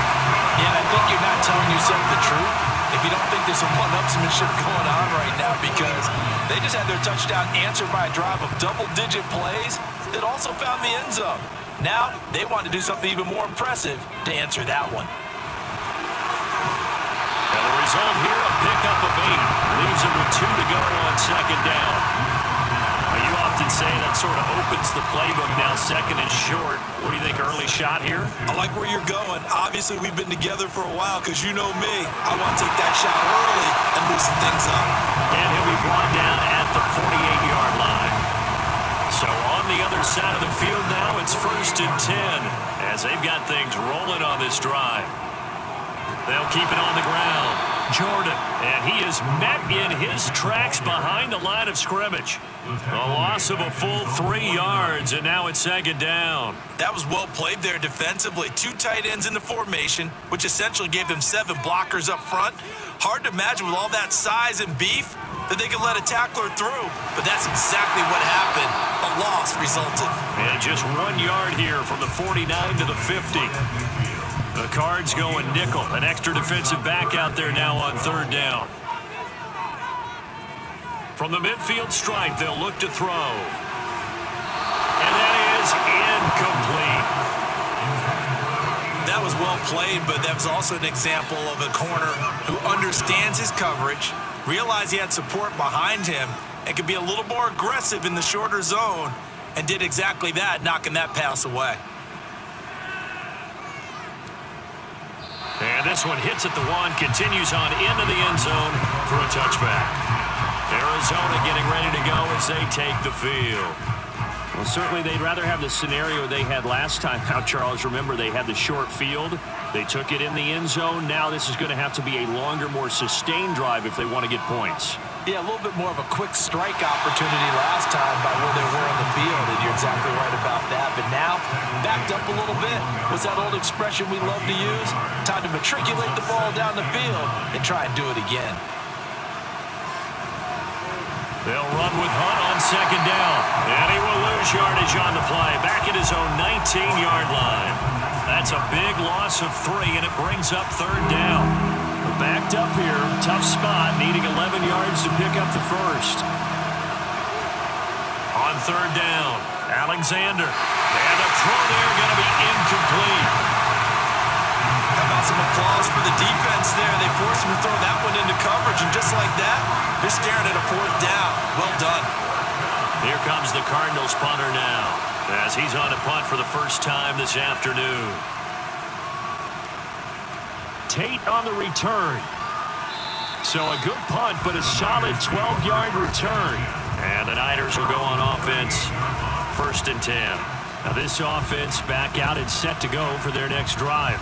Over on the sideline, hoping to hit that reset button between possessions. Last time out, they had to punt it away. This time hoping to finish this thing off in the end zone. They'll start on the ground here on 1st down. To about the 40-yard line. Oh, that's a real nice job there by the defense in front. They just engaged and held their ground. But how about the guy who made the play? We often talk about whether they take a good first step or not. Many times you just don't take any step. Just get your feet moving. There he goes, right side. And he takes this just a few yards shy of the red zone before going out.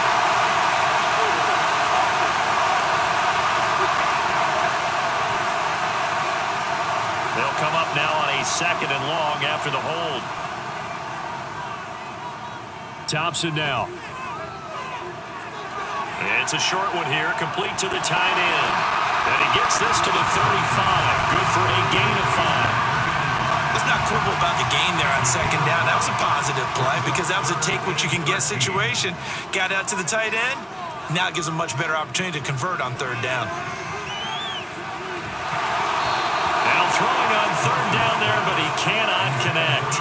I'll tell you what, these last couple of drives, much better from a defensive perspective. They gave up a touchdown on the opening drive, and then after forcing a punt on their last possession, it looks like they're going to get the football back again. On 4th down, the punt team is on as this is sent away. He'll look to set up his blockers.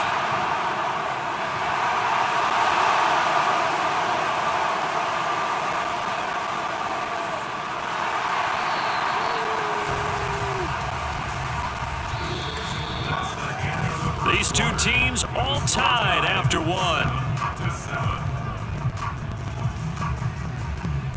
Cardinal football here to start quarter number 2 as they go to work on a 1st and goal.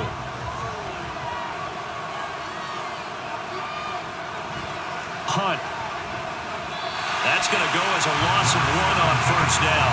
That's a really alert defense there because they saw the heavy look come in from the offense, countered it with extra linebackers who brought a little bit of speed and heft, and able to really make a big time. And that is caught. Touchdown, Cardinals.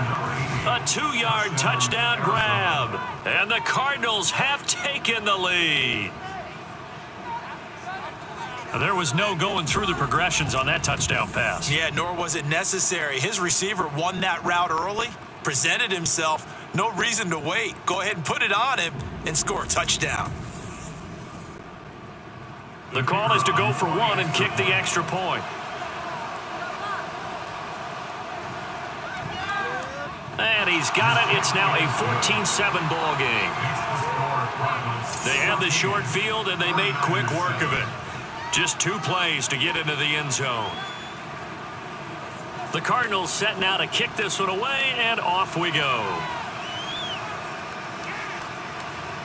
And they'll put up the stop sign there as his guys will get it at the 25. San Francisco's offense returns to the field. That 7-0 lead of theirs short-lived as they've now given up 2 straight touchdowns to fall behind by 7. Yeah, but no cause for discouragement here. Yeah, they've fallen behind, but haven't they proven that they can go down and score? So what was the... Left sideline, a dive, and it looks like he's got it. And they'll get it up just short of the 45 at the 44. First play of the drive, a success, 19 yards. Took just one play to move all the way to the 44 as they try again on first down. He's going to try and take off with it. And he'll take this one up close to about the 45. 2 yards the gain on the keeper, and it's second down. A gain of 2 brings up 2nd and 8. Now a handoff up the middle. It's Jordan, and he'll get it across midfield and down into Cardinal territory. They need 2. Here's third down. Exit 3rd and 2. Off play action, Thompson. And that nearly intercepted. Boy, for a guy known for his hands defensively, that's a ball he probably thinks he should have come up with. And instead, it's fourth down.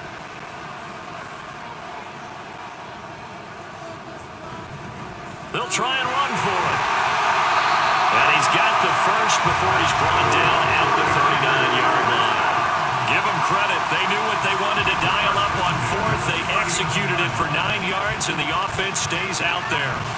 Remember, that was fourth and a full 2 yards. There's a big difference between that and fourth and maybe 6 inches or a yard. Yeah, you're exactly right, because when it's that 6 inches, you just fall forward and you pick it up, right? You just go quarterback sneak. But having to move bodies, that means you actually have to execute because they know what you're going to do. How are you going to make the right play call and get everyone into the right spot and win at the line of scrimmage? That's what they did there. Second down throw for Thompson. This throw incomplete, nearly picked off. And with his pedigree, he doesn't drop many of those, but third down coming up. Now Thompson. Able to find the open man. That's complete. And they're going to have another first down as the tackle's made here at the Cardinals' 13-yard line. That third down conversion good for 23. I don't care how many times we see it. I still get a kick out of watching quarterbacks and receivers do the pass tree in pregame warm-up. But I always remember that when we go to practices, we see that after practices as well. They really tune it up, don't they? They tune it up. They know why they do it for these situations. First down. And they build that trust, and that's why they're able to find him in this type of a situation. Now a throw to the end zone on first down, but it winds up incomplete. I think he's got to be careful not to force anything into coverage right there. There weren't really any throwing lanes, but the best part for him, he's got second and third down to fall back on. Now Thompson, and his pass incomplete. This drive, which was going so smoothly, all of a sudden it's a little bit of a roadblock here with 2 straight incompletions. Yeah, apparently this defense has had enough. Apparently they're saying, no more. We're making a stand right here, right now. But it is 3rd and 10. They've got to get after him one more time. Flush to his right. And he's going to take it in. Touchdown, San Francisco. A 13-yard touchdown run. And the 49ers are within an extra point of tying up this ball game. And this is a balancing act for a head coach with a rookie quarterback. You've got to walk a line with it. You don't want him getting happy feet, but you also don't want to rein in what worked for him in college. And here, he pulls it down, takes it himself, and takes it into the end zone. Point after, right down the middle. And we are tied at 14. A pretty long drive that time. 11 plays all told. And it's capped off by a 13-yard touchdown run. This one tied at 14 now as he sends this one away. And here comes a return from just beyond the goal line. And he'll wind up getting a couple extra yards here for his trouble and bringing it out of the end zone as he's down at the 27. The Cardinal offense now making their way back out onto the field. And right now, we've got a little bit of an offensive masterpiece going on both sides, moving the football, scoring points. It's almost like somebody put the defense on rookie mode in this one. I mean, we haven't even left the first half, Charles, and we're certainly on pace for a shootout. An excellent start for both offenses. The fans have to be enjoying this to seeing all these points go up on the board. As a former defender, you know I'm not enjoying this at all. But right now, both these teams just trading haymakers. Let's see if anyone slips up first. Can anyone counter with a nice little jab and get things going in their direction? Now a deep ball there on second down, but it'll wind up incomplete. To throw on third down, Alexander. And the Niners get there and bring him down. He could not get away that time, and it'll be a loss of 11 on third down. We said it before the game, and I think it's still apparent. If these guys are going to advance in these playoffs, they're going to have to wreak some havoc coming off the edge. Yeah, wild card round. They told us the wild card could be that defensive pressure. They showed it there. Here comes the Cardinals punter now. As the drive goes backwards, so he's on to punt it away.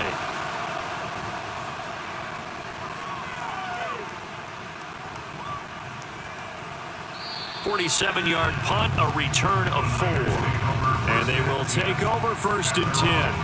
They're the 49ers getting set to trot out there. A good balance attack for that last touchdown drive they had. Now it's time to see if they can do that again. And it really becomes a tale of two play callers, doesn't it? The offensive guy, he's in sync. Everything's working pretty well. For the defensive What's guy, going on the defensive side? that's a tough one because he's prepped all week as well, and he can't get a bead on exactly what they're doing right now. What he needs is one of his guys just to make a big play and disrupt things.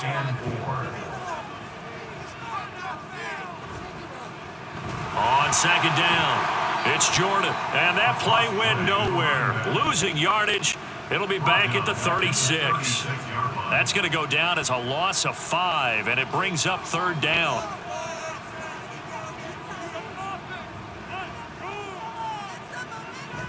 Off the play fake, it's Thompson. Steps away. And a nice job there defensively. They get him to the ground short of the first, right around the 42. Here comes the 49ers punter now, as he's on here to punt it away. He's been a busy man here in this first half as he gets it away. And that hits at the 6 and carries into the end zone for a touchback. So out now come the Cardinals. The crowd may be losing just a little bit of the edge after back-to-back punts. They want some big plays. They want to see some offense. They want to see somebody break away, whether it's through the air or on the ground. Now it'll be interesting to see where the patience is on both sides. Each head coach, can you hang in there and not try and force something that could put your team in some jeopardy? Now here's a pass on first down that's knocked away and incomplete. And 2nd and 10, he'll look to throw again. It's a short one here, complete to his tight end. And he's brought down at the 24 after a gain of 4. The Cardinals on third down. They've converted just 2 for 6 thus far. This will be 3rd and 6. Operating from the gun, Alexander. To the sideline and incomplete. So touchdowns on their first 2 drives, but looking like that won't be the case here. Yeah, it looks like someone put their dukes up a little bit, doesn't it? Maybe decided to finally make a stand because those first 2 drives, they got run over. Now, finally, got their feet under them, got a little bit of balance. They're getting off the field. On the return, it's Tate. That'll go as a 46-yard punt with a return of 7. And San Francisco gets set to go here. Charles, a very uninspired effort the last time we saw them out there was a quick 3-and-out, then they punted the football. Yeah, and you never want to get stopped so soundly during a series, but what would be even worse now is letting it happen again right here. They've got to get going. 2 minutes to play here in this first half of the NFL playoffs. A reminder coming up here at halftime, we'll ship you off to Orlando. Jonathan Coachman will have first half highlights and analysis from a back-and-forth first half that we've seen. A second down pass play there, but it's incomplete. To this point, I've been impressed with the work defensively. They have not allowed a lot of receivers to run free. And there's another example, another incompletion. He's going to get that to his running back out of the backfield. And they'll bring him down at the 13-yard line. A big third down play there for the Niners. And a very appropriate gain as well, 49 yards. Big plays always wind up being a big theme as we get rolling in these playoffs, and the defenses that can avoid giving them up, where they're the teams that tend to go far. You may not eliminate those big plays, but if you can limit them, then you've got a chance to get to the ultimate game. First down, here's Thompson. Throwing the slant pattern here, complete. Yeah, this will leave him a yard short. Nice pickup of 9 yards on first down. Now a timeout called for by the offense. It's just their first, so they'll have 2 remaining here before we get to halftime. From the 4, this is 2nd down and 1. Now it's Thompson. The throw right side here going to be incomplete. They tried the throw on 2nd down, unsuccessful. Now it's 3rd and 1. Again, Thompson's going to throw this. Touchdown, 49ers! From 4 yards out. And the 49ers will take the lead here in the final minute of the first half. I'll let you do the analysis, partner, but with every touchdown pass his young quarterback throws and with the success that his team has had, I just continue to be more and more impressed. Let's both do the analysis. Impressed, aren't we both? Yeah. I mean, why shouldn't we be? We've seen him improve throughout the year. We've seen him settle in now, and you can see the confidence of the team has grown. His confidence has grown. I think that everyone around this guy feels good about what they've seen, and it's also safe for him when he's driving home to turn on Sports Talk Radio. He's okay.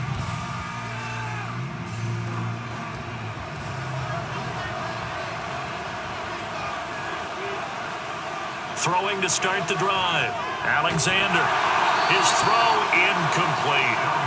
So another incompletion there. He's hitting on fewer than half his pass attempts in this one, and that is not a winning formula. Yeah, so let's make sure we give a little bit of credit to the defense here. They've given him a lot to think about, a lot of different looks, and he seems a little bit confused trying to complete passes. And he will slide to a stop. He does have the first down. Now a timeout called for by the offense.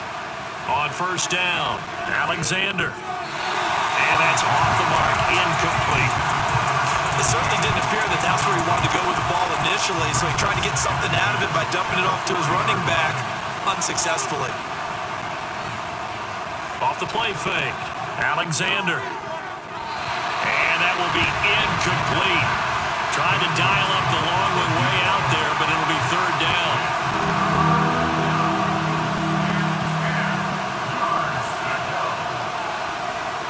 Back to throw. Alexander. And that will be incomplete. Give him credit for excellent coverage, tight coverage. They're doing a lot of things that we talk about in basketball. They're causing disruptions in the passing game. And as long as that continues, it'll be tough for them to gain any momentum throwing the ball downfield.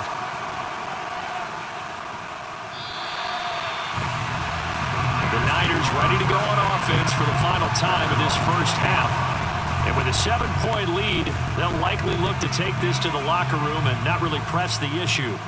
A little under 30 seconds to go. We'll see how they play it here on 1st and 10. Here's Thompson. It's a short one here, complete to the tight end. And he'll get this up past the 25 before he's out of bounds. Line of scrimmage, the 28 now as they come up on 2nd and a couple. Thompson. It's a short one here, complete to his tight end. Now San Francisco going to call their 2nd timeout as the clock will stop with 20 seconds to go in the first half. Looking middle, and that's complete. Now the Niners going to signal for their 3rd and final timeout. And with halftime on the horizon, they'll be out of timeouts from here forward. Throwing left side, it's complete. And he takes this just a few yards shy of the red zone before going out.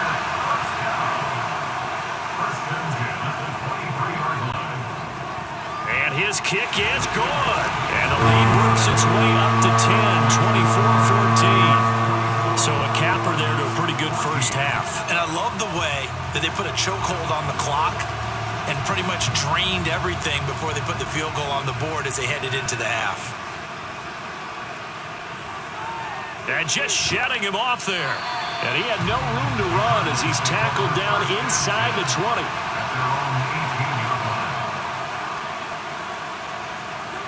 All that remains is to snap this once, and that'll do it for the first half of play. So we come upon halftime here in this NFC wildcard matchup as we send you cross-country to Orlando. Jonathan Coachman is there and has our EA Sports halftime report. Okay, Brandon, thanks very much. Welcome in, everyone, to our EA Sports halftime report. Let's get you caught up on what's going on around the NFL. We'll start over in Texas at AT&T. Well, look around the NFL. We'll have to wait for postgame because we are moving right through halftime and on to the third quarter. Welcome back. Halftime over. We are ready for quarter number 3 alongside Charles Davis. I'm Brandon Gaudin. And we will not see a return to start the half as this will be a touchback.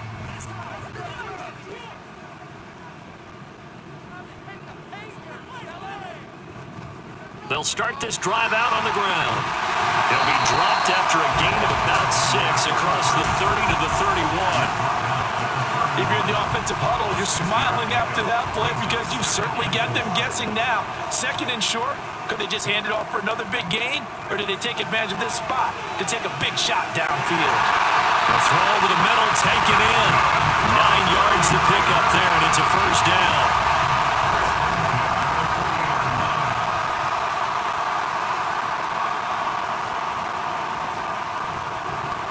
They'll try the left side. Jordan to the 43, second down. Give credit to the defense for stringing that play out, and they gave up no cutback angle. You know he was trying to dart through. No place for him to go. A nice job there, only giving up a 3-yard gain. Now this one complete downfield on the left side. And they're going to have another first down as the tackle's made here at the Cardinals' 45-yard line.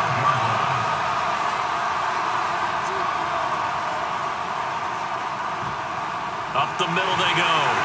It's Jordan. And he's got this down to the 35. 71 yards for him on the ground now as he has been terrific here this afternoon.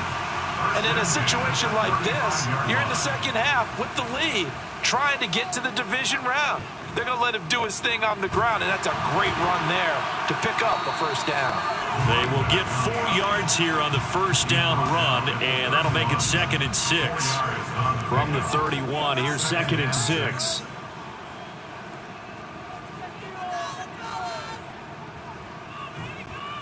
Now a handoff up the middle. Farrell. And he'll get about 3 as he's brought down to the 28. Let's give a lot of credit to the offensive line. They've been able to move the ball really well on the ground the entire game. And while that wasn't a huge one, that's okay. They'll take them in short, steady bursts. He's got his target. That's complete. And he's going to have a Niners first down. And he was able to get it by play. A gain of 8 on 3rd and 3. So great throw right there, and what a regular season this rookie had, piloting this offense, guiding them to a division title, and they get the home date here in round 1 of the playoffs. But Charles, how do you think they'll play it here? Will they run the same kind of wide-open offense they've run all season, or do you think that they'll try and take some pressure off of the young fella? Oh, I think they're going high, wide, and handsome in this one. I think it's all out, just as they've been doing all year long, because I think if you try and pull it back now a little bit, you're telling that young man you don't have quite as much confidence in him as you've professed.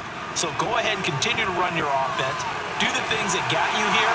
As so many defensive coaches have told you and me, all gas, no brakes. Let it rip. They'll come up now, 3rd and 3. They'll try and pick it up by running the option to the right. And he can't quite get there. Tackled down at the 1. They're able to convert on 3rd down, and that sets up a 1st and goal. I'll tell you, there is no antidote for speed, even at the quarterback position, as he keeps it himself and turns it into good yardage. And it still takes time for a defender to react. And across the chalk, into the end zone, it's a 49er touchdown. It's their quarterback, keeping it himself from a yard 49ers take the opening kickoff of the third quarter and drive right down the field to extend their lead. We've seen this already from him in this game. Second time he's into the end zone with a rushing touchdown. So the head coach is going to have a meeting with the owner this week. You know why? He's got to let the owner know, I know you wrote the check for his arm, but we're going to make him a part of our running game too. This guy can do it all. Let's see where he takes us. The kickoff unit is out on the field, and they will send this one away.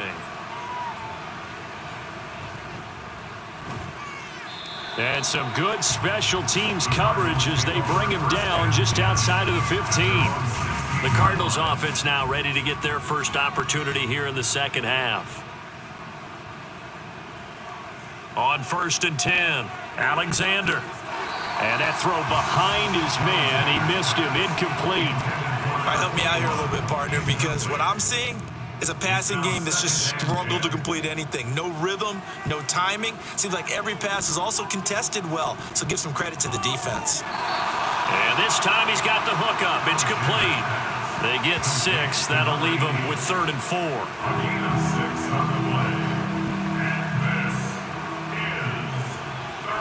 Looking to throw.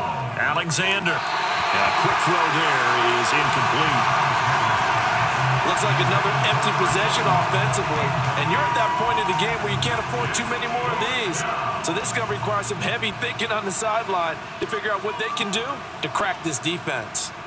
So they're forced to punt on 4th as this one's away. Here's Tate to return it. A pretty good punt there, but also a nice return of 12 yards. There again is the running back as he trots onto the field. He's had a good performance, moved the ball effectively on the ground. Of course, he has the 1 touchdown. And when you're able to move it as effectively as you've described, that leads to finding a way into the end zone, and now he's just trying to do it for a second time. And, of course, with that comes additional yardage. Yeah, looking for additional yardage, and again, that second score here in the third quarter. From the 41, here's a 2nd and 7. Here's Thompson.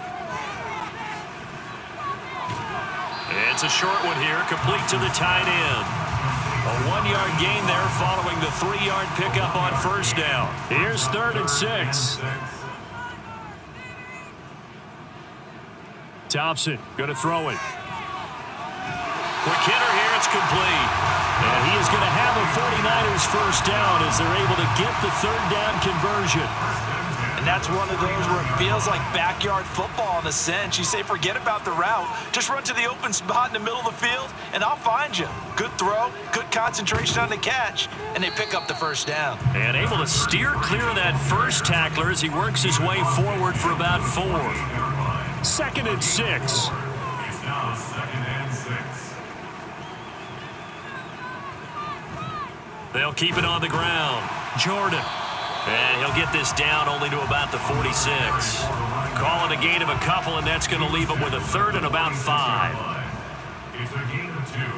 Brings up 3rd and 5. Looking to throw, Thompson. That is caught. And they're going to have another first down as the tackle's made here at the Cardinals' 33. That one goes for 13 yards, and it moves the sticks. Oh, that's a nice job of clearing space in the middle of the field for your tight end. He's going to start behind the line and run an angle route, hoping to kind of get lost in the middle of the field. And this is put right on him, and he's able to pick up a first down. They'll run on 1st down. It's Jordan. Oh, he bowls over it. Touchdown, 49ers. A great effort there. His 2nd touchdown of the afternoon. And the Niners continue to show why it pays to play at home in the postseason as they add on to their lead. Extra point right down the middle, and the lead is now 24.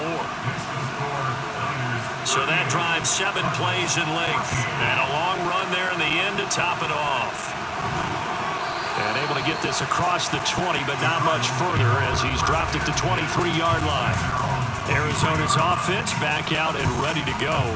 I kind of feel like they've reached a do-or-die point in this game, Charles. If they're going to try to pull off an impressive comeback, It has to start right here, right now. Yeah, now they've got a final chance to get out of this situation, but they also understand they've got to move the ball and move it fast. In addition, they need to save as much time so they can get 2 more possessions. 70 yards rushing for him in the ball game now on 14 carries. So from the 36 now, 1st and 10. They stay on the ground. Again, it's Hunt. It's a 6-yard pickup, and it gets him to 2nd and 4. Consecutive positive runs for him on the last 2 snaps. He certainly appears to be trying to put the offense on his back and just move them down the field when his number is called. The way he's running it, I keep going back to him.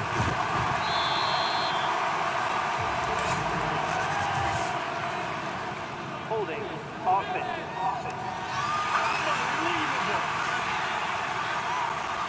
Now they face a 2nd and long following the holding penalty. Hunt will try going up the middle. That'll get them some of what they needed, but they're still left here with a 3rd and 9 forthcoming. I really like the vision he displayed on that play because he saw there wasn't a lane to completely break off a huge gain. So he found where there was the most space and got what he could. A nice dirty run. That's a positive play for the offense. Now a 3rd down throw, but it misses the target, incomplete. 1 first down here, and that's all, folks. Good work by this defense to hold things in check and force a punting situation. And on 4th down, on is the punt team sending this one away. And no one there to stop it. Hits at the 8, but it carries all the way into the end zone for a touchback. The San Francisco offense ready to start their next drive. And now you've got the clock winding down here in the 3rd quarter. You're 3 scores to the good. What's your approach on this drive? Too early to fully commit to playing the clock game. Yet at the same time, you're also not going pell-mell like you would in 2-minute offense. This is what NFL offenses call 4-minute football. Take the clock out of the game a little bit, wind it down, but at the same time, keep advancing the ball down the field. Back now here in Santa Clara. A lot of happy faces in the crowd at this point as their guys have a big lead here to start quarter number 4. And he's going to have the Niners first down as he's got this up to the 35-yard line.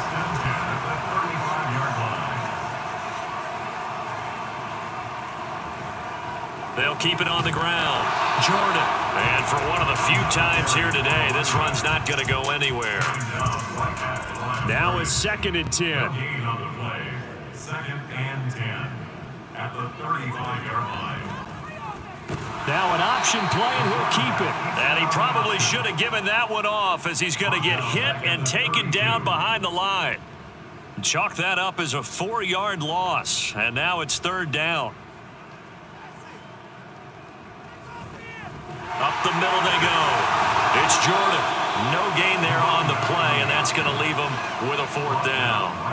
They've called his number a lot this afternoon. You wonder how much tread is left on those tires. We certainly do, but I always think back to one of my favorite coaches in the NFL, and he used to have a meeting with his running backs every year in the offseason and say, look, as many times as you're going to carry the ball, you should be able to carry it 1 more time, so make sure you get in shape. Averaging over 50 yards a punt so far as this one's away. And we'll see what he can do on the return. It's a 40-yard punt, 6 yards on the return. And the Cards will take over 1st and 10. Here's the Arizona offense now as they get set to take over. They are most likely staring at a cold end to their season here in this wild card round. Nothing has gone right so far. And they are, to be frank, in desperation mode now as they begin with a 1st and 10. Throwing there, but this pass is going to wind up incomplete. We've seen this quite a few times in this game. Offensive line unable to keep leverage, unable to keep people away, facing a lot of pressure. Fortunate just to get rid of it. One of the reasons they're down is that inability, though, to stop the pressure. We saw another example of it there. And he slips up past the 45 before being tackled. Now we're going to get a stoppage here as we've got an injured Cardinal on the field. Now, the medical staff is going to come out here and take a look, and we will take a short break. So signs of life in what's been a dormant offense in this 2nd half. Here's 1st and 10. A throw there, but that's going to wind up incomplete. At this point, down big, you'd have to imagine this defense are just going to sit back, blanket the field as best they can. Yeah, this is actually the easy part of the game for them because, just as you noted, they can sit back, keep everything in front of them. But they've blanketed the field the entire game using a variety of coverages. And he'll take this beyond the line of scrimmage as he slides to a hole. And this offense on third down today, just a 20% success rate at 2 of 10. This is 3rd and 7.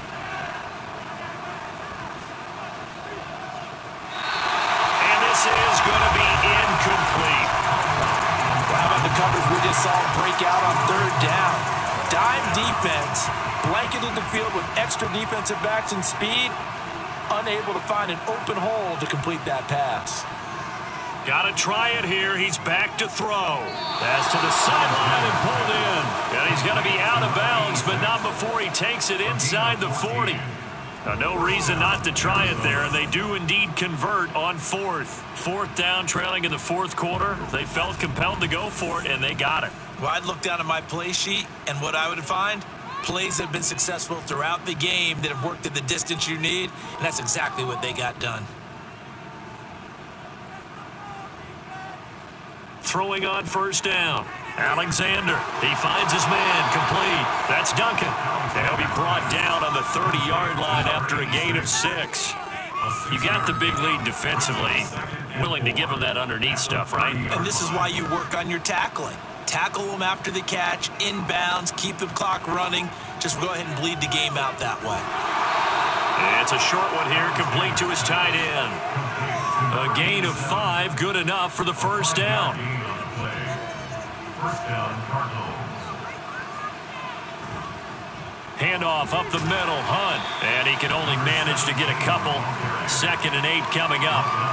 Certainly a nice job there by the defense rallying to the football and getting him on the ground, but I think the play gets made by the defensive front because if they can't get upfield, their job is to go ahead and get low, almost get into a ball sometimes, stack things up, and make it difficult for the runner to find a hole. They follow up the gain of 2 with a gain of 1 that time. Here's 3rd and 7. A carry here for Hunt.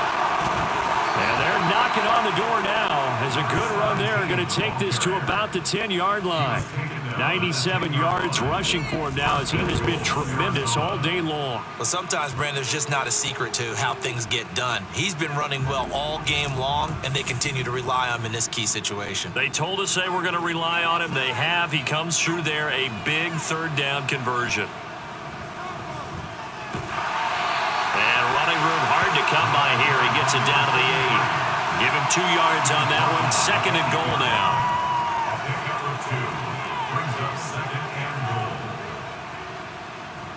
Back to throw. Alexander. And he'll go down. Brought down at the 20-yard line. A huge win defensively there on the sack, setting him back 12 yards. And now 3rd and goal. 2nd goal, last thing you need to do is get pushed backwards to take a sack. But he couldn't find anywhere to go with the football. Had to eat it and ended up on the ground. They'll run with Hunt. And he'll take this inside the 20 and down to the 18. Give him a couple on the run as it brings up a 4th down. A gain of 2 yards brings up 4th and goal. As expected, they're going for it to keep the drive alive. And it's going to be batted down, and we'll go the other way with the football.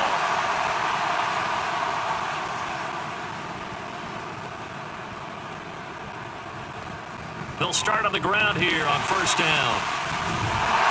They're able to break 1 tackle, but then quickly brought down. A nice little gain.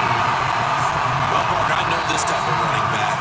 I mean, this size, this intensity usually gets better as the game goes on. I just tell you from experience, the first few quarters, oh, you're eager. You come running up there. I'm going to tackle this guy. By the 4th quarter, you're coming up and thinking about it. And D-line wearing down 4th quarter. Yeah, that's not a guy they want to see consistently. And he's going to have a Niners 1st down as he'll take this up to the 38-yard line.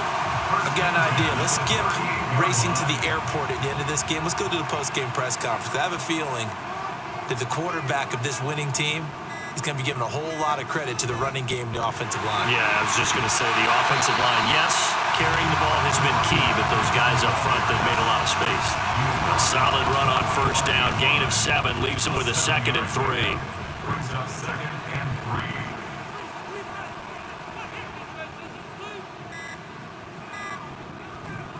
They'll keep it on the ground.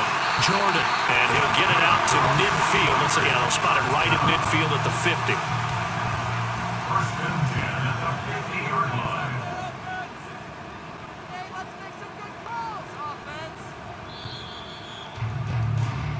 They said beginning of the season they wanted to get past the wild card round. Well, they just got past the wild card round. How about that, being able to put the big check marks up in the locker room, right? Get to the wild card game, check, got that done. Win a wild card game, big check. Now you've got to go ahead and set your sights higher. There is a bigger prize out there.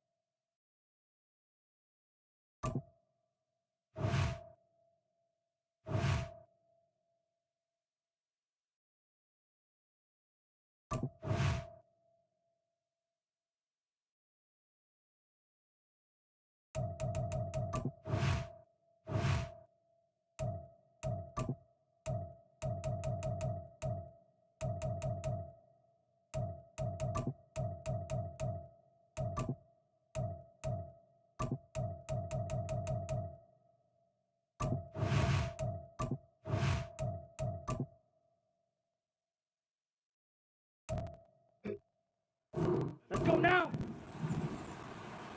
Ready.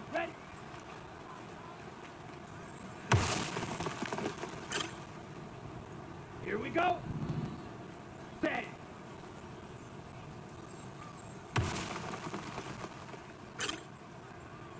Come on, set. Set.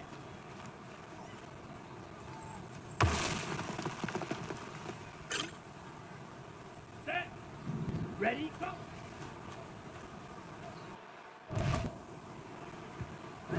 Ready. Hut.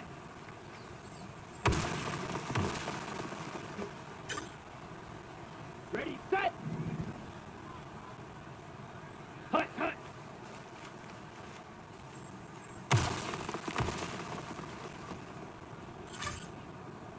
Here we go.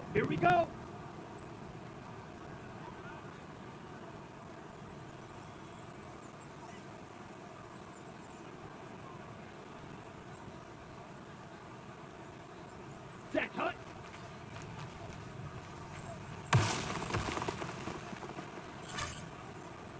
Set, hut.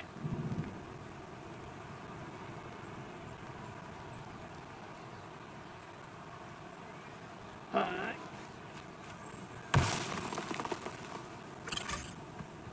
Ready, break.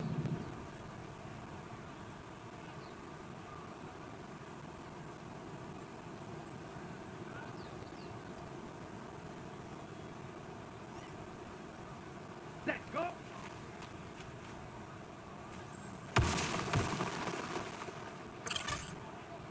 Got it. Hut, go.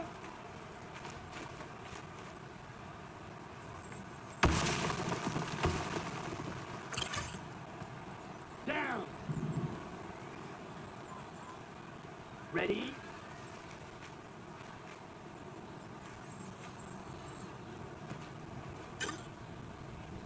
Set, ready.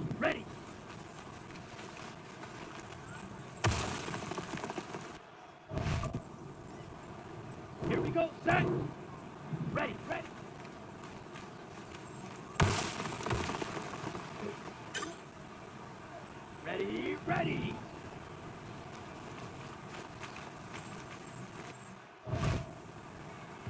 Ready, set.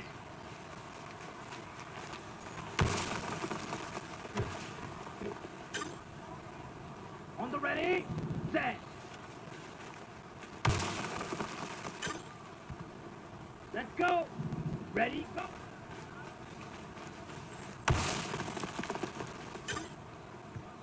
On the double.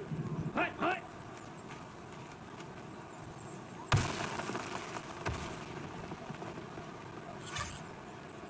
Let's go now.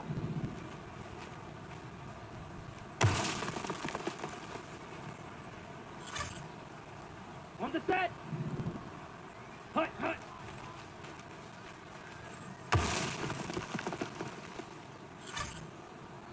Here we go. Set, hut.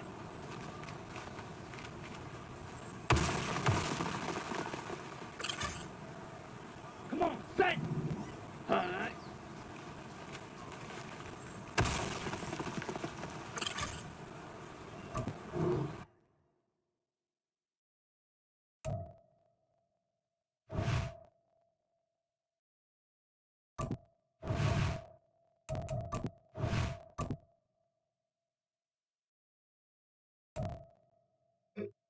Ready up. Set, go.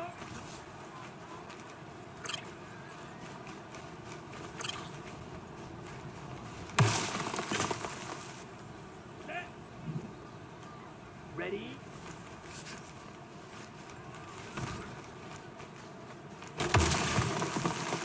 Here we go. Here we go. Hut. Go.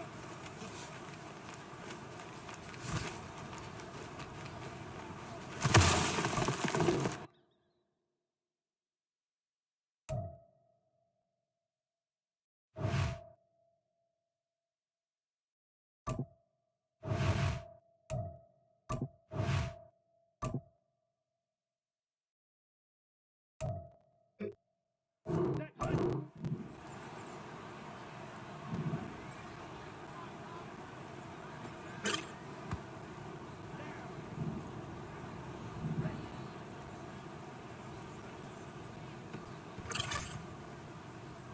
Ready.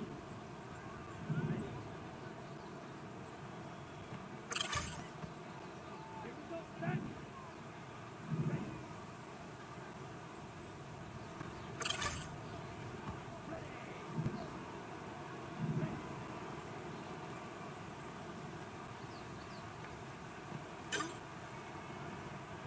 Ready.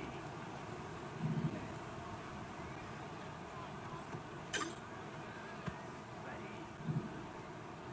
Ready. Let's go.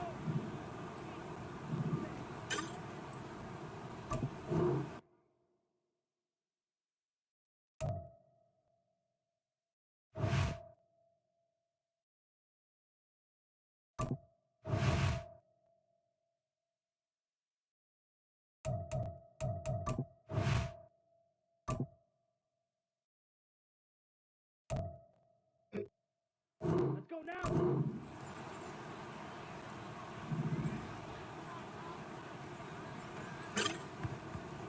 Here we go.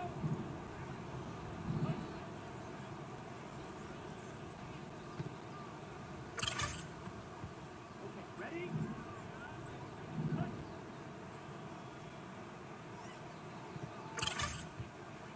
Come on, set.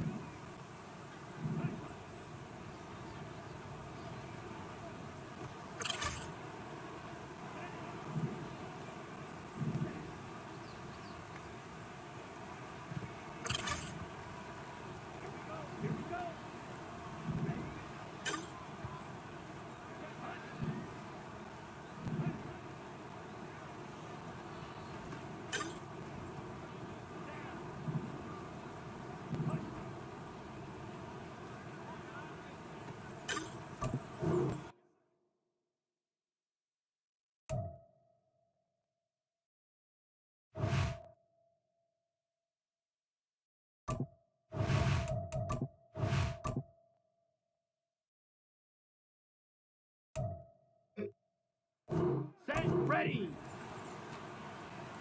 Set, cut.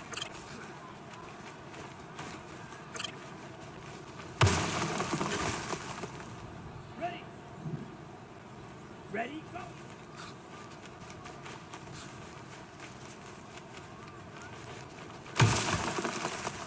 Here we go. Set. Set, go.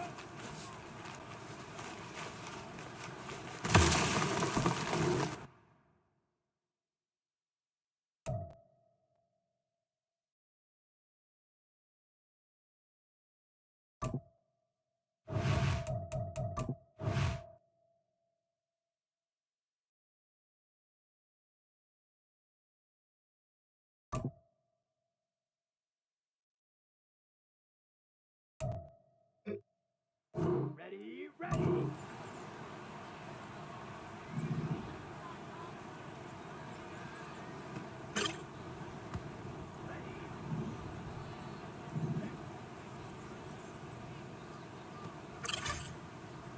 Let's go.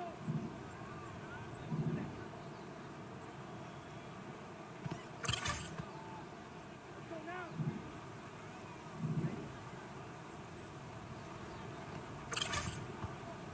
Here we go.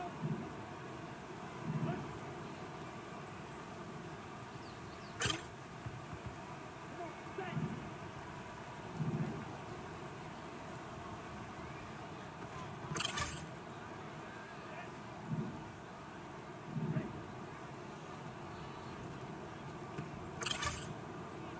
Here we go. Here we go.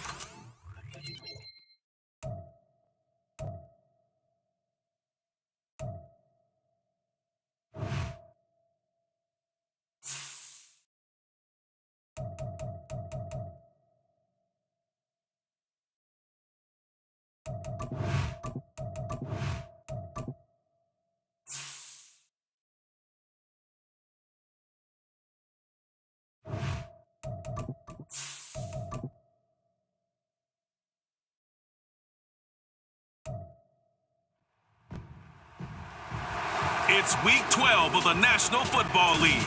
And coming up, we'll see the workhorse, Jonathan Taylor. There's a lot to like from his showing last week. Well over 100 yards and a pair of scores. It's the Vikings and the Texans on Sunday night.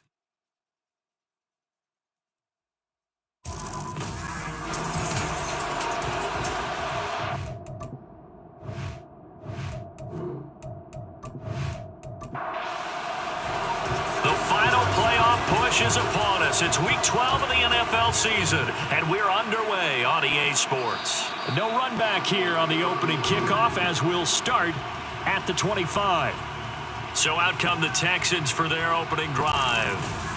They'll be led out by a former Pro Bowl quarterback out of the University of Georgia, Matthew Stafford. Well, he did go 2-2 in the last ball game. Well, actually, he went 2-2-1, with the one being the victory. Yeah. That's the bottom line there. But wasn't it funny at practice? He threw one when we were watching, threw an interception, And the defense got on him a little bit, good-naturedly, but they're letting him know, you got to cut down those interceptions. We can't bail you out all the time. Yeah, 2 touchdowns, 2 picks, but as you said, they got the win in that effort last week. They'll operate from the 32-yard line here, 2nd and 3. To throw is Stafford. He'll get this complete to Cooper Kupp. The numbers a week ago for Kupp, 5 catches, 66 yards. And he's able to pull that last pass in, but this is usually a pretty tough unit to try and maneuver against. They're in the top 10 in the league against the pass, and you and I both know there's not much difference between 1 and 10. Here's Jacobs on 1st and 10. And he'll lose yardage on the play back at the 37-yard line. Looking at a 2nd and 11 now after the loss. Once again, it's Jacobs. And again, the run defense stout this time. He maybe gets back to the line of scrimmage, but no more. What do they have for this? 3rd and 11. Stafford. And that is incomplete. That was their first 3rd down try in the game, and clearly something was off in the execution of that play. Good news, they've got a whole game left to clean that up and start clicking on those key 3rd down throws. A 46-yard punt, 4-yard return. And the Vikings will take over here 1st and 10. So here come the Vikings as they get set for their first drive. And they are led out there by their mobile quarterback. We're seeing it more and more in this league, how teams love to have athletes back there taking the snaps, guys who can throw it and move around and get yardage with their legs if needed. He's one of the best examples that we see out there right now. He can throw for hundreds of yards one week and then run for 100+ the next. He adds an extra dimension that really confounds defenses when he puts it all together. A good pickup there, a 22. So quickly all the way up at the 40-yard line. Here's the former NFL rushing champ. It's Jonathan Taylor. And he's going to get this all the way down inside the 35. 2 big plays right in succession as this one goes for 27. So a 1st and 10 now in Houston territory, down at the 33. There's a ball thrown right side and complete. And brought down, but not before they're inside the 25.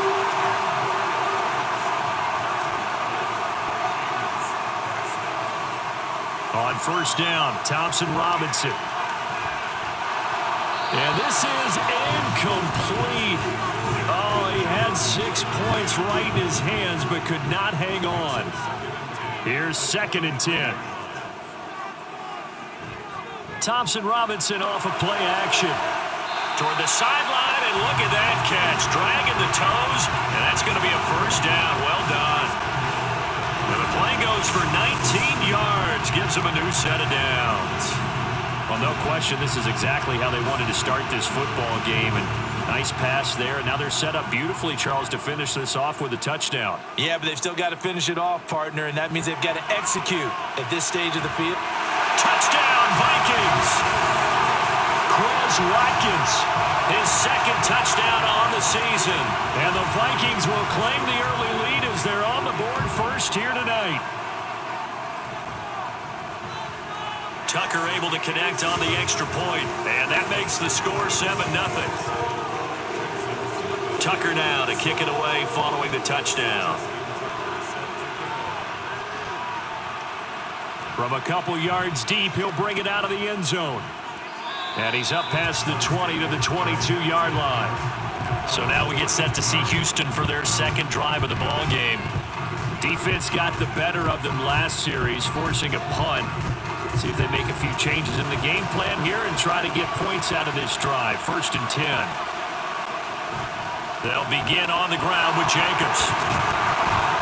And he'll get about 6 up to the 27-yard line. This defense for the Vikings, they were terrific in the win over Tennessee a week ago. And what I saw on film was a nearly unstoppable pass rush. 5 sacks last week, plenty of hurries given up. So now what do you do on offense? You just max protect, keep everyone in and run the ball? Or maybe just 1 or 2 receiver routes in order to try and keep your quarterback upright? Here's Stafford. is incomplete. That looks like it's going to be 2 empty possessions now to start this football game. I think they're going to have to sit down and talk about what worked for them last week in their win. Sometimes you over-game plan, overthink things. Get back to what works.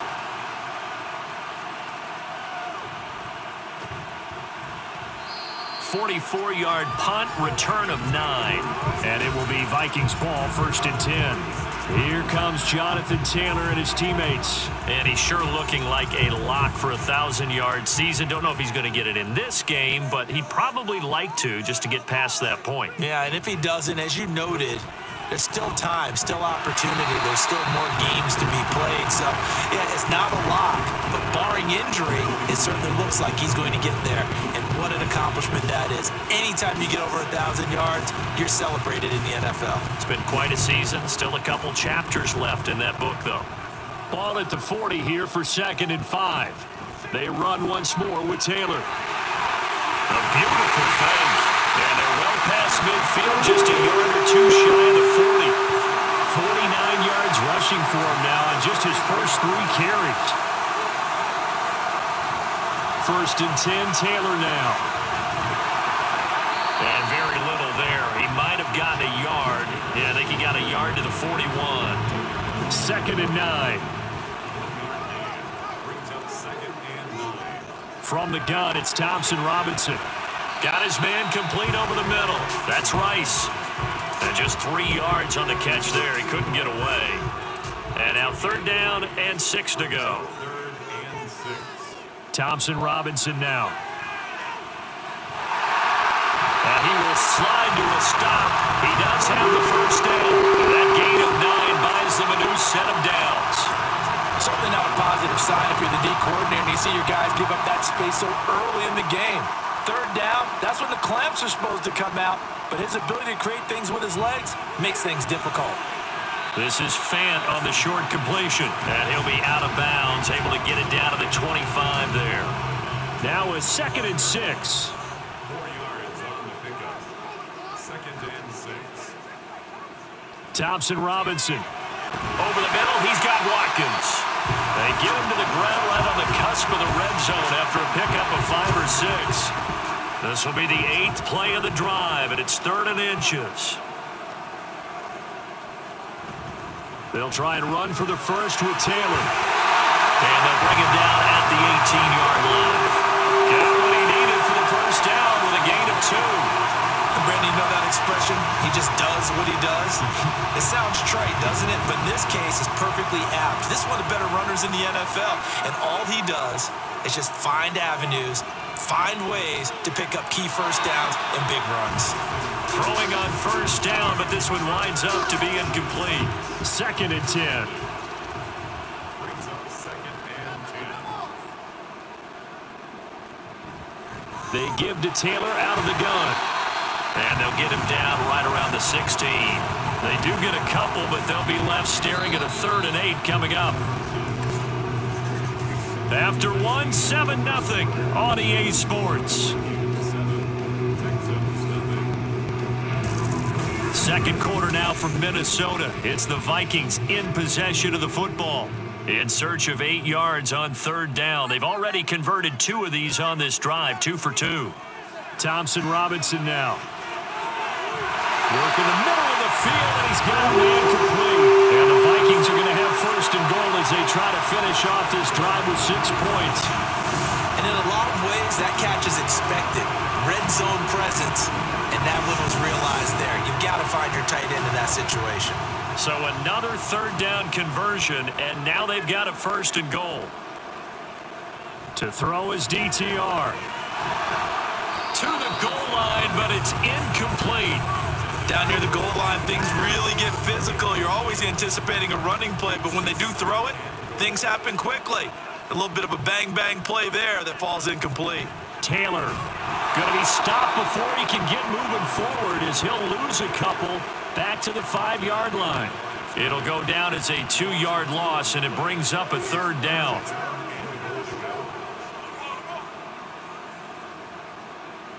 Throwing, Thompson Robinson. And he's going to go down, sacked back at the 13-yard line. In for the sack, Myles Garrett.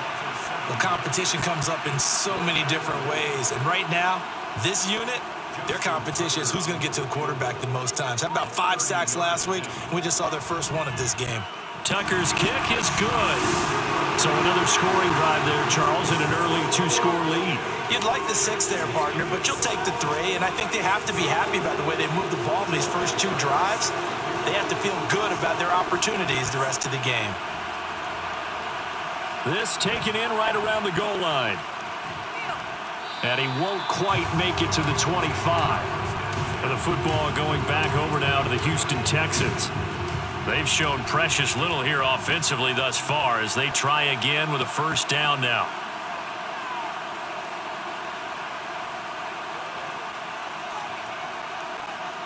Now Stafford. And that one drops down, incomplete. Good coverage there, forced the ball free, and it's second down.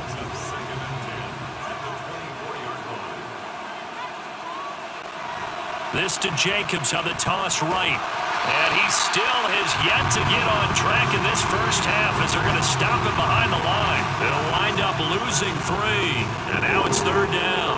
Not an easy spot here. They'll be in search of 13 yards to try to pick up the first. Now on 3rd and long, they'll look to throw. Pass taken in by his big tight end.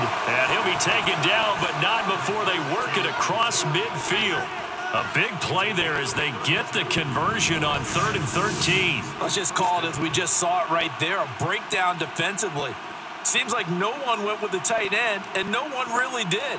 Had all sorts of space in the middle of the field. Yeah, everyone else was covered, but he was not. Big play results. On first down at Stafford. That'll be caught. It's Kupp. Fighting through it. He's got space. Touchdown, Houston.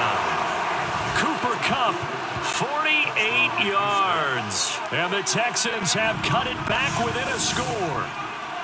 And on that one, able to catch it, also able to have the wherewithal to take it in for the score. And how about the phases of a successful catch and a completion of a play? Look the ball in, secure the catch, and then, of course, the run after the catch that ends up in the end zone. Extra point by McPherson, up and good. And that'll cut it to 3 at 10-7. The kickoff team on the field now as they will send this one away. This fielded right at the goal line. And they'll get him down right at the 25-yard line, so the same result, and he opted for the touchback. Here comes Jonathan Taylor and his teammates. It may just be the second quarter, but he's in his zone, well on his way to eclipsing that 100-yard mark. And when a back has a game, as we're witnessing right now, his name's going to be in the books, but it's really a collective deal, isn't it? Because that means he's getting plenty of blocking, a lot of help from his teammates, but he's making the most of it. Yeah, he's made the most of it to this point. Running straight ahead, Taylor. And he'll be taken down, but not before he works it past the 50. 67 yards for him on the ground so far tonight as he has been terrific in this first half. Back-to-back good plays have him on the move on first down. Again, it's Taylor. And a 6-yard gain gets him right around the 43. You know what really fires up offensive linemen? When the guy that is carrying the ball behind them can create his own space and break a tackle along the way. On second down, it's Taylor. And he's dropped right at the 40. Gain of 3. He was hoping to get to the edge, but they did a really nice job of forcing him back inside. That's excellent fundamental defensive football. Don't let them outside where they can really shred your defense. On third down, here's Taylor. And he'll be taken down, but he does have first down yardage. 3 yards there, good enough to keep the drive moving. Line of scrimmage, the 37 on 1st and 10. The DTR going to throw it here. This is Fant on the short completion. And he is out of bounds inside the 30. That'll give him 8 that time. And that'll bring up a second down in just a couple.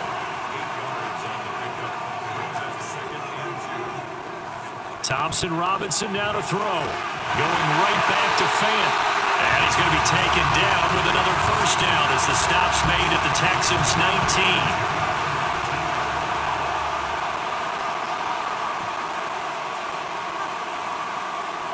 19. Here's Thompson Robinson looking to throw it. They're unable to connect, but a late flag comes in. And the contact may have come too early.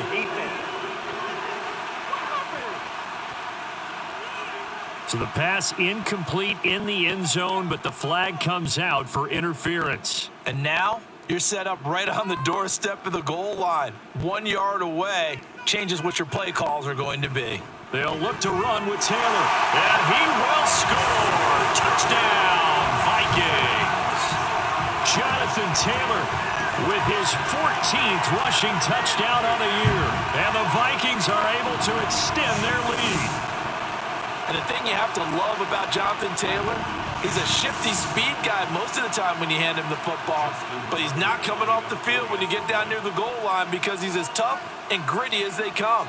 And he finishes things off here by getting into the end zone. Tucker with the extra point, and his guys will take a 10-point lead.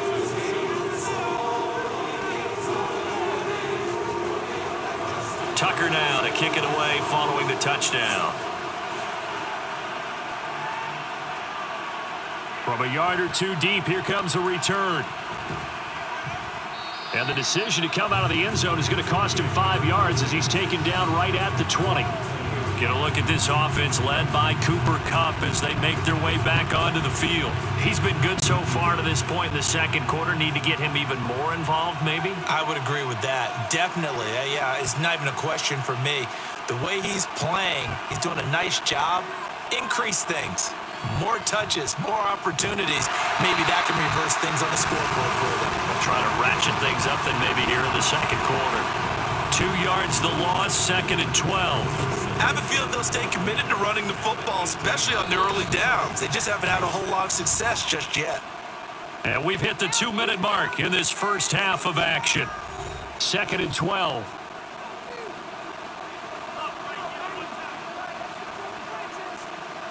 Now it's Stafford. He finds his man, complete. That's Jacobs. And this one will go to the 28-yard line. 3rd and 2, Stafford. And he'll be taken down, but he does have first down yardage. Stafford barking out signals and trying to get his guys set quickly. Nowhere to go here. He lost the football. But fortunately, he's able to recover his own fumble. That could have been trouble. A lot of bad news on that play for them, wasn't there? Lost the football, lost a lot of yardage, but I think the good news outweighs it. Able to retain possession. That was big for them.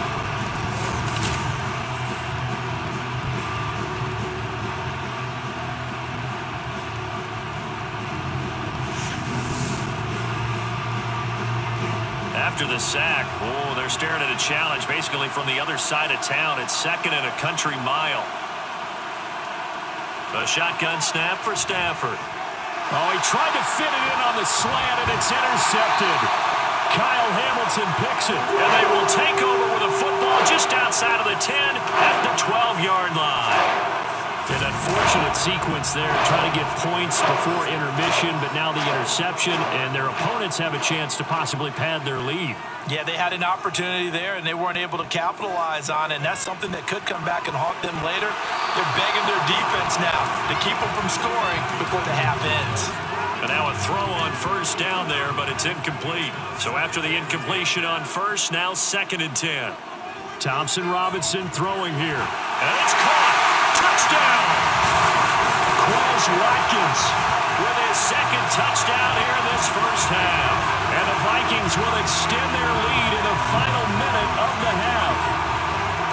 That score that they just gave up there, that's a tough one for their defense to swallow because they've had a tough time through the first 2 quarters. They really were determined to get a stop there, unable to do so. That makes their comeback hopes that much more difficult. Tucker now to add the point after. And that'll make this a 3-score game as the lead moves to 17. Well, that drive started with not a whole lot of real estate in front of them. In plus territory, excellent field position. 2 plays later, pay dirt. The Texans with the football here late in this first half. I don't think they need to be reminded of the situation here. I mean, the clock is dwindling. 3-score deficit waiting for them at halftime unless they can get something on the board here before intermission. He finds his target, Beckham. Now the Texans will burn the first of their timeouts as the clock will stop with just under 30 seconds to go in the first half. Throwing there, but this pass is going to wind up incomplete. A misconnection there. He's hit on just 50% of his passes thus far. That's not where you want to be. Now you see the evolution of the game. You go back to the quarterbacks of old, 50% would be terrific because they threw the ball downfield almost every time they threw it. Now with the short passing game, you should be above 60%. And the pressure gets to him and brings him down. Stafford is sacked. The Vikings going to signal for the first of their timeouts. So as they talk it over, we step aside. And they'll indeed stop him on 3rd down. And now what do you want to do with your timeouts?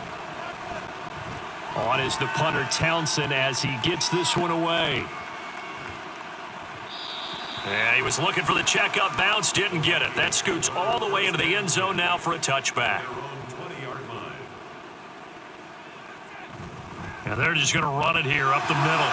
And he'll work this back to right around the line of scrimmage and surrender there. He's brought down there by Kenny Moore. So we reach halftime in what's been a fairly one-sided game so far. As we'll send you down to Orlando, and we check in with Jonathan Coachman for our EA Sports Halftime Report. Coach. All right, Brandon, thanks very much. We'll get back to you and Charles in a minute. But first, halftime over, no problem with us. We skip right to the 3rd quarter and continue this midseason contest. And we welcome you back now. Alongside Charles Davis, I'm Brandon Gaunton, getting set for quarter number 3 here. And he'll go down as this drive will start at the 25-yard line. Here comes Jonathan Taylor and his teammates. And he's closing in on that number that all running backs circled beginning of the year, the number 1,000. Couldn't do it on this drive. And you have to think to yourself that this moment, getting to this spot, it started in the offseason, right? Not just the workouts, right? Not just getting yourself physically prepared to play, but mentally, as well as your team, as well as your unit, head coach, offensive coordinator. We run the football. We give you opportunities. He's taking advantage of it. And when you get this close to the mark, you just hope things don't tighten up, right? You probably want to get there and get it in your rearview mirror. You really do, don't you? Because now it becomes predominant, and you wonder about play calling as well. Do you want to call plays to get that out of the way, or are you still calling plays to win the game first? That becomes the burden of the play caller. Thompson Robinson will look to throw. And he fires one incomplete. He was looking for Watkins that time, and it's 3rd down. It's now 3rd down and 9 yards to go. Back to throw. He's got his target. That's complete. And he's going to be taken down with another first down as the stop's made at the Texans' 45-yard line. And that's well executed there on 3rd down, and I love the confidence that they had to let their tight end try and find some space in the middle of the field, right in their quarterback's line of vision. And QBs love to make that easy throw, and they hooked up there for a first down. From the gun, it's Taylor. And not a whole lot of room to operate there on the first down run. He gets maybe 3. Well, that's just a pile of bodies there, and that's when you kind of find out who's a tough guy, right? Who can stand up and make a play. It was only a 3-yard run, but for both sides, they had to walk away from that feeling like, okay, I can stand up when the going gets tough in here. And he's going to get it down to the 33-yard line here. 106 yards rushing for him so far as his terrific season continues here. So they'll come up 1st and 10 now from the 33. They run with Rivers. And the safety, Trayvon Merrick, up to make the play defensively. From the 32-yard line now, here's 2nd and 9. Off the play fake, Thompson Robinson. That'll be caught by Rice. And he's going to be taken down with another first down as the stop's made at the Texans' 19. They give him 13 yards there on the play and a fresh set of downs. On first down, Thompson Robinson. It's caught in the end zone. Touchdown, Minnesota. Quez Watkins, his third touchdown of the game and fourth on the year. And the Vikings take the opening kickoff of the third quarter and drive right down the field to extend their lead. Well, Charles, he's still a young signal caller in this league, second year in the NFL. But I don't know if last year as a rookie, if he would have worked through his progressions like he did on that touchdown pass. I think you're right about that. We're seeing him grow up right in front of our eyes because when he went to his primary read, he recognized that they were all over that. So he continued to survey the field, picked up another target, delivered a pass exactly where it needed to be. A very mature play for the second-year quarterback. Here's the Texans offense now, readying for their first possession of the second half.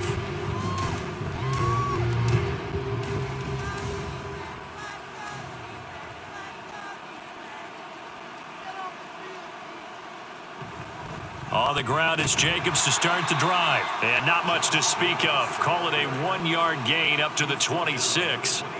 The last play got just a yard. Here's 2nd and 9 from the 26. Throwing is Stafford. And that's incomplete. And there's another stop. One of the league's best defenses is certainly bringing it again this week. This offense in desperate need of a conversion as they come up on third down. That is caught. And he'll take this to the other side of midfield before going out of bounds. A gain of 26 on the third down conversion. Well, we talk all the time about playing situational football, and right now I think the scoreboard is dictating what they need to do. Where they are in this game, they've got to push the ball downfield, take their shots, try and get big chunks of yardage in a short amount of time. That was a nice play there.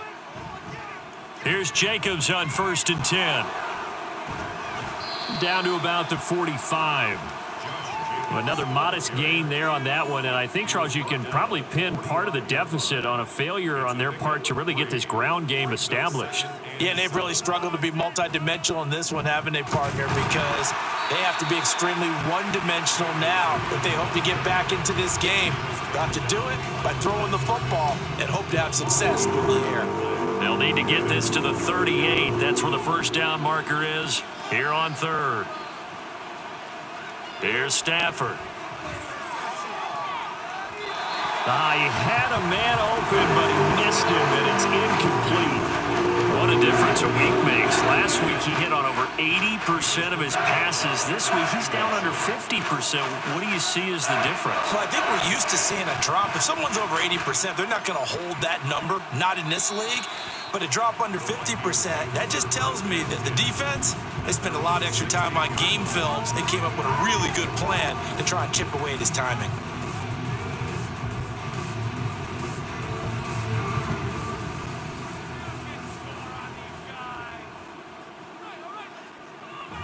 A carry by Taylor to start the drive. And for one of the first times tonight, he's going to be held up at the line of scrimmage. Glad to have you with us from Minneapolis. Third quarter here, 2nd and 10. They go to the ground again with Taylor. And for one of the first times tonight, he's going to be held up at the line of scrimmage. The Texans here on third down, putting an extra defender in the secondary. Play action, now Thompson Robinson. And the throw there going to be incomplete. In the early days of the NFL, you could easily blame these drops on maybe some uneven or uncertain lighting in a stadium. Not anymore. The lights are pretty good. Yeah, they're great here at night, but his second drop, indeed, not a good look. And a fair catch taken back near about the 35, 36-yard line. So possession goes over here on the punt. And the Texans will take over with a 1st and 10.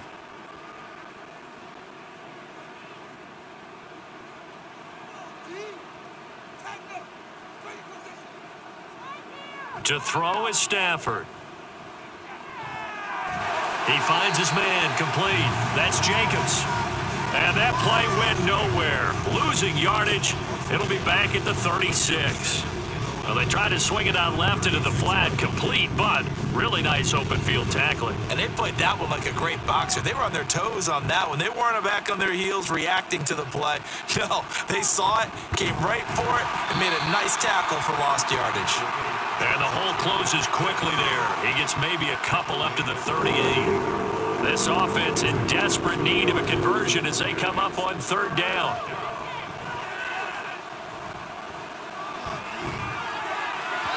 A throw there, but that's going to wind up incomplete. He's had trouble finding open receivers all game, CD, and that's because really there hasn't been any. This defense has been all over him. Yeah, they're one of the better defenses in the league, and every time I talk to someone around the NFL, they all say the exact same thing. They're so fundamentally sound, it's hard to execute against them. So a change of possession here on the punt. And the Vikings will be backed up deep to begin their drive as they take over 1st and 10.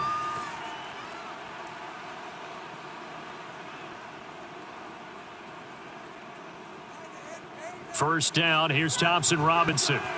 Throwing quickly there, but it's incomplete. Not his best throw there, but where we sit right now in the third quarter, he's had a pretty good game throwing the football. He certainly has, and it's not exactly at the point where we're doing 4-minute offense yet, but they've got to think about, I'm not going to say milking the clock, but understanding clock management here on out. Now, meanwhile, here's a second down throw that's knocked away and incomplete. Now they face a 3rd and 10 after back-to-back incompletions. Thompson Robinson off of play action. Able to find the open man. That's complete. And he'll be taken down, but not before they reach the 50. What a play that turns out to be. 36 yards. Despite writing it down in my notes, I never give enough credit to the offensive line, and we have to here. The protection, that's what made this play a success. Quarterback had to wait for his crossing route to develop, and that takes a little bit of extra time. Excellent job by the big fellas up front. Up the middle, here's Taylor. And they'll get him down after a pickup of 8, 2nd and 2. 8 yards on the pickup, and now they'll have some options on 2nd and short. Brings up 2nd and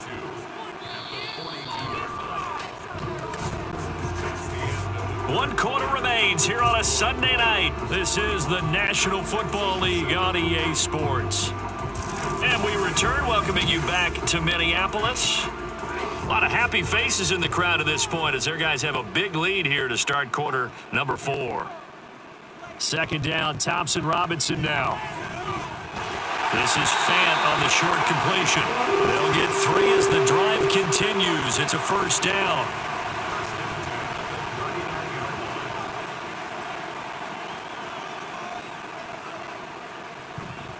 Now a give to Taylor. He'll be hit down at the 33, 5 yards on the play. Good gain there on first down, and keeps them in a running situation probably. They did everything right on that play, didn't they? They got the leverage up front, good blocking, nice hole for him, ends up picking up nice yardage, stays in bounds to keep the clock rolling. They are in charge of this scenario right now. They want to stay that way. And not in any rush offensively. Throwing, Thompson Robinson. Buying time to his left.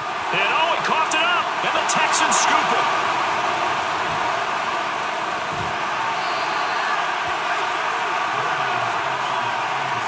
You and I have been around teams, and they all have goals for games, don't they? And every team we've ever talked to says what? No turnover. Don't turn the ball over. 0. And they were that close to getting it done. Won't cost them today, but they'll hate that when they're watching the game tape. Out comes a Houston offense as they get set to take over here. Their mini 2-game win streak appears it might be going by the wayside unless they can pull a rabbit out of their hat.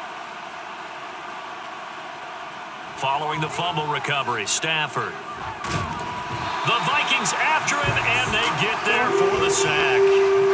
Buried by multiple defenders on the drive's first play. But when you see a quarterback retreating away from the line of scrimmage toward the other goal line like that, usually doesn't end well. You're exactly right about that. Normally, if they're moving from side to side, they've got a chance maybe to get back upfield. He was trying to shake defenders and extend the play, but it doesn't work out very well for them at all. You need those extra yards on the other side of the line of scrimmage. Now you're digging a hole for your offense. From the gun, here's Stafford. And he's going to go down again. Dexter Lawrence, what a season he continues to have, his 15th sack of the campaign. So when you have good field position to start a drive and you give up back-to-back sacks, that can be demoralizing for a team.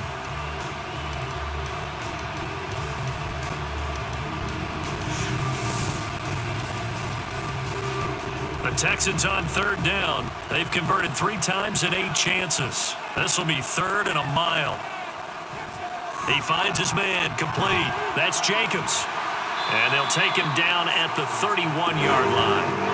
They get 12 yards back, but it still leads to a 4th and long. Well, they've certainly had their share of troubles running the football in this one, but this play is almost an extension of the running game right here. They set up the screen, let him work out in space on the perimeter, and he turns it into a big pickup.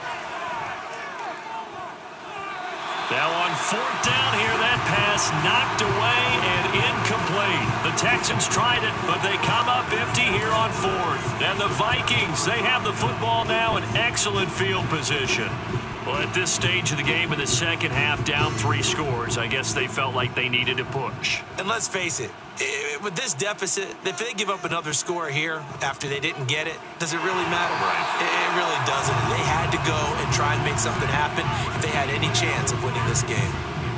Line of scrimmage, the 31, as they line up 2nd and 10. The DTR going to throw it here. And this one incomplete. Too much contact to hold on to that one, and it's 3rd down.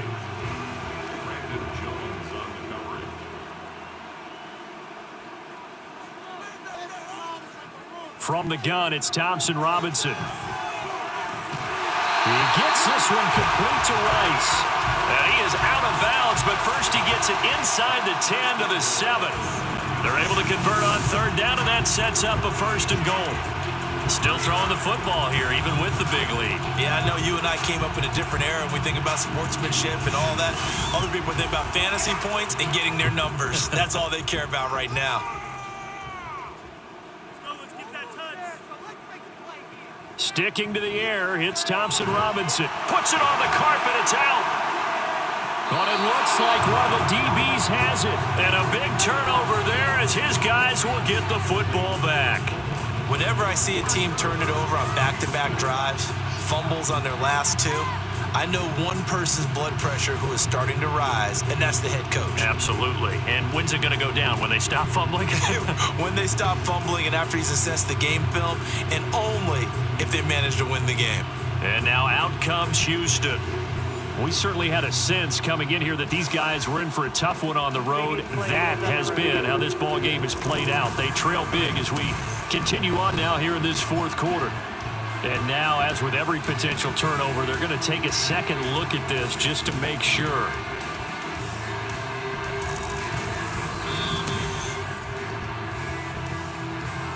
So that one overturned. They say the knee was down, and that will not be ruled a fumble. On the handoff, Taylor. And he will take this one into the end zone for a Viking touchdown. Jonathan Taylor, his 2nd touchdown of the game, 17th on the year. And the Vikings add on to their 4th quarter lead, and they are on their way to improving to 8-2. So the rushing touchdowns continue to stack up, CD. That now 15 for him on the year. And give him a ton of credit for staying healthy, being a smart runner, and it's showing just how important he's been to his team. He's got to be their MVP at this point in the season, and those votes may even turn into league MVP votes when it's all said and done.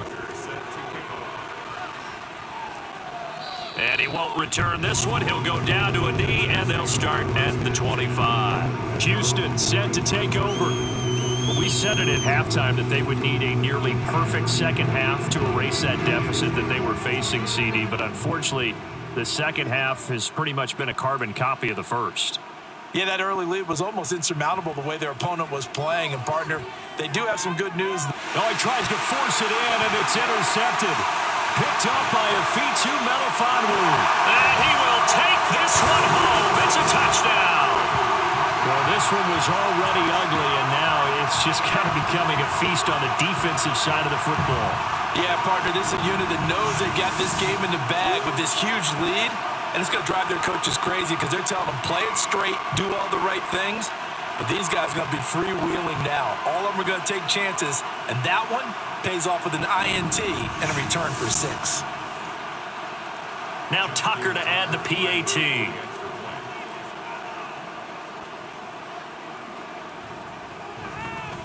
Now this one was over a while ago as they just add on to their big lead. A heck of a play there defensively, getting the interception, navigating his way into the end zone for the touchdown. So they'll get another shot on offense following that pick 6, and now the kick is away.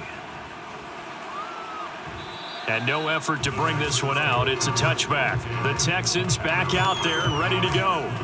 And you can sort of sense their dejection. That last pick 6 put the icing on the cake, so to speak, in what has been a rough go for them.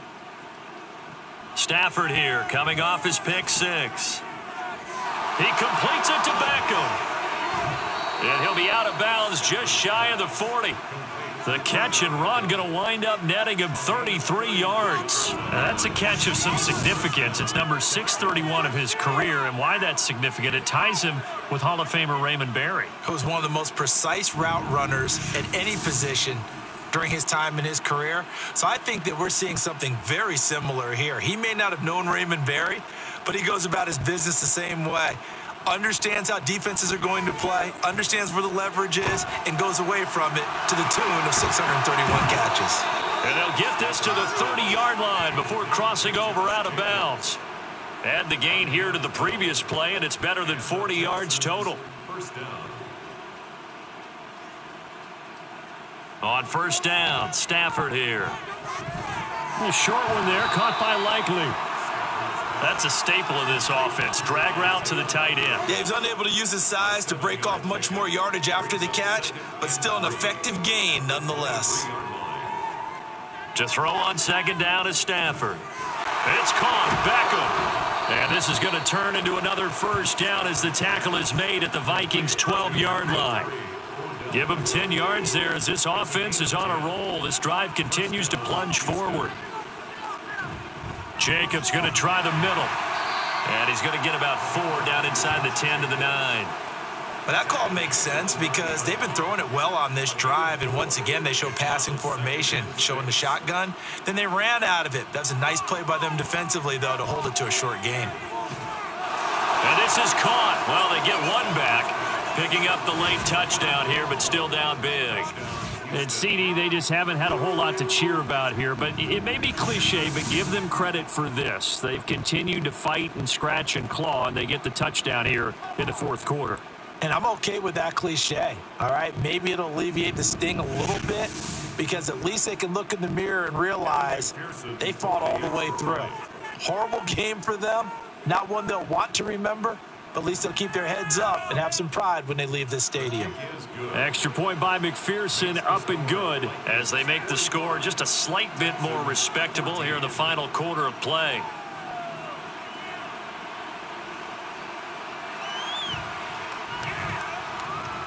Escapes the defender. Oh, a dangerous return man showing it here. And a good effort on the return there. Gets him across the 30, up to the 33. So they'll come up first and 10 now from the 33. They'll start with the option. Found a little room there as he's up to about the 37. Give him 4 yards there on the first down keeper. Just 2 minutes remaining here in the fourth quarter of what has been a one-sided affair. So the Vikings in possession of the football as we get you reset. They've got a second down now as they look to salt this one away. Now a handoff. Taylor with it. And this will be a Vikings first down as good running gets him to about the 44. It carries like that. That's how they're going to continue to salt this thing away here, Charles, in the fourth quarter. Yeah, how about that? A new set of downs. Clock continues to move. No better way to close out a game than to tap those mastodons you have up front and say, guys, keep pounding them. Let's keep the ball, keep their offense on the sidelines, and let's close this one out. And give him 4 yards there. It'll be 2nd and 6. A gain of 4. It's now 2nd and 6 at their 48-yard line. They run once more with Taylor. Now he's into the clear again. And they are going to score again. Yet another touchdown as they just add to their totals. Well, this is long since over, and some might see this as overkill. But remember, this is a team that puts on the hard hats, grabs the lunch pail, and tells everyone, we're going to give you a full 60 minutes. And that's exactly how they're playing this one out. Tucker now for the extra point.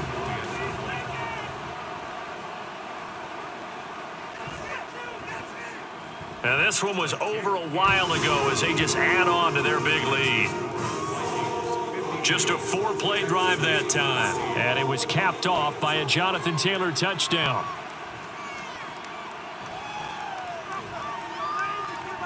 Oh, a good return up past the 30. And able to break this out all the way to the 38-yard line. Great return. Out comes the Houston offense as they get set to take over here. They can't do much at this point, partner. This one is going to go down in the loss column. You don't make up for what has happened during the game. In this sequence here, maybe you hand it off and let someone run the ball if you so choose. But otherwise, just kneel down, call it a day, and try and prepare going forward. The completion, but they go in the wrong direction. A loss of yards, and now they're dealing with a 2nd and long. And as this defense walks off the field, they can do so with their heads held high. What a performance by the offense, too. I mean, really, Charles, just complete domination on both sides of the football here in this one. Certainly was, and I think both sides compete against each other all the time. You go at each other in practice, obviously your training camps, your off-season. But on game day, you both want to show your best. And I think that's what we saw from both the offense and the defense, a complete team victory. So for Minnesota, the win is their 8th on the year. And they will hit the road next week for a date with the Green Bay Packers. Meanwhile, for the Texans, they've fallen out of things now as they sink to 3-8. And they'll try to rebound next week on the road in Nashville.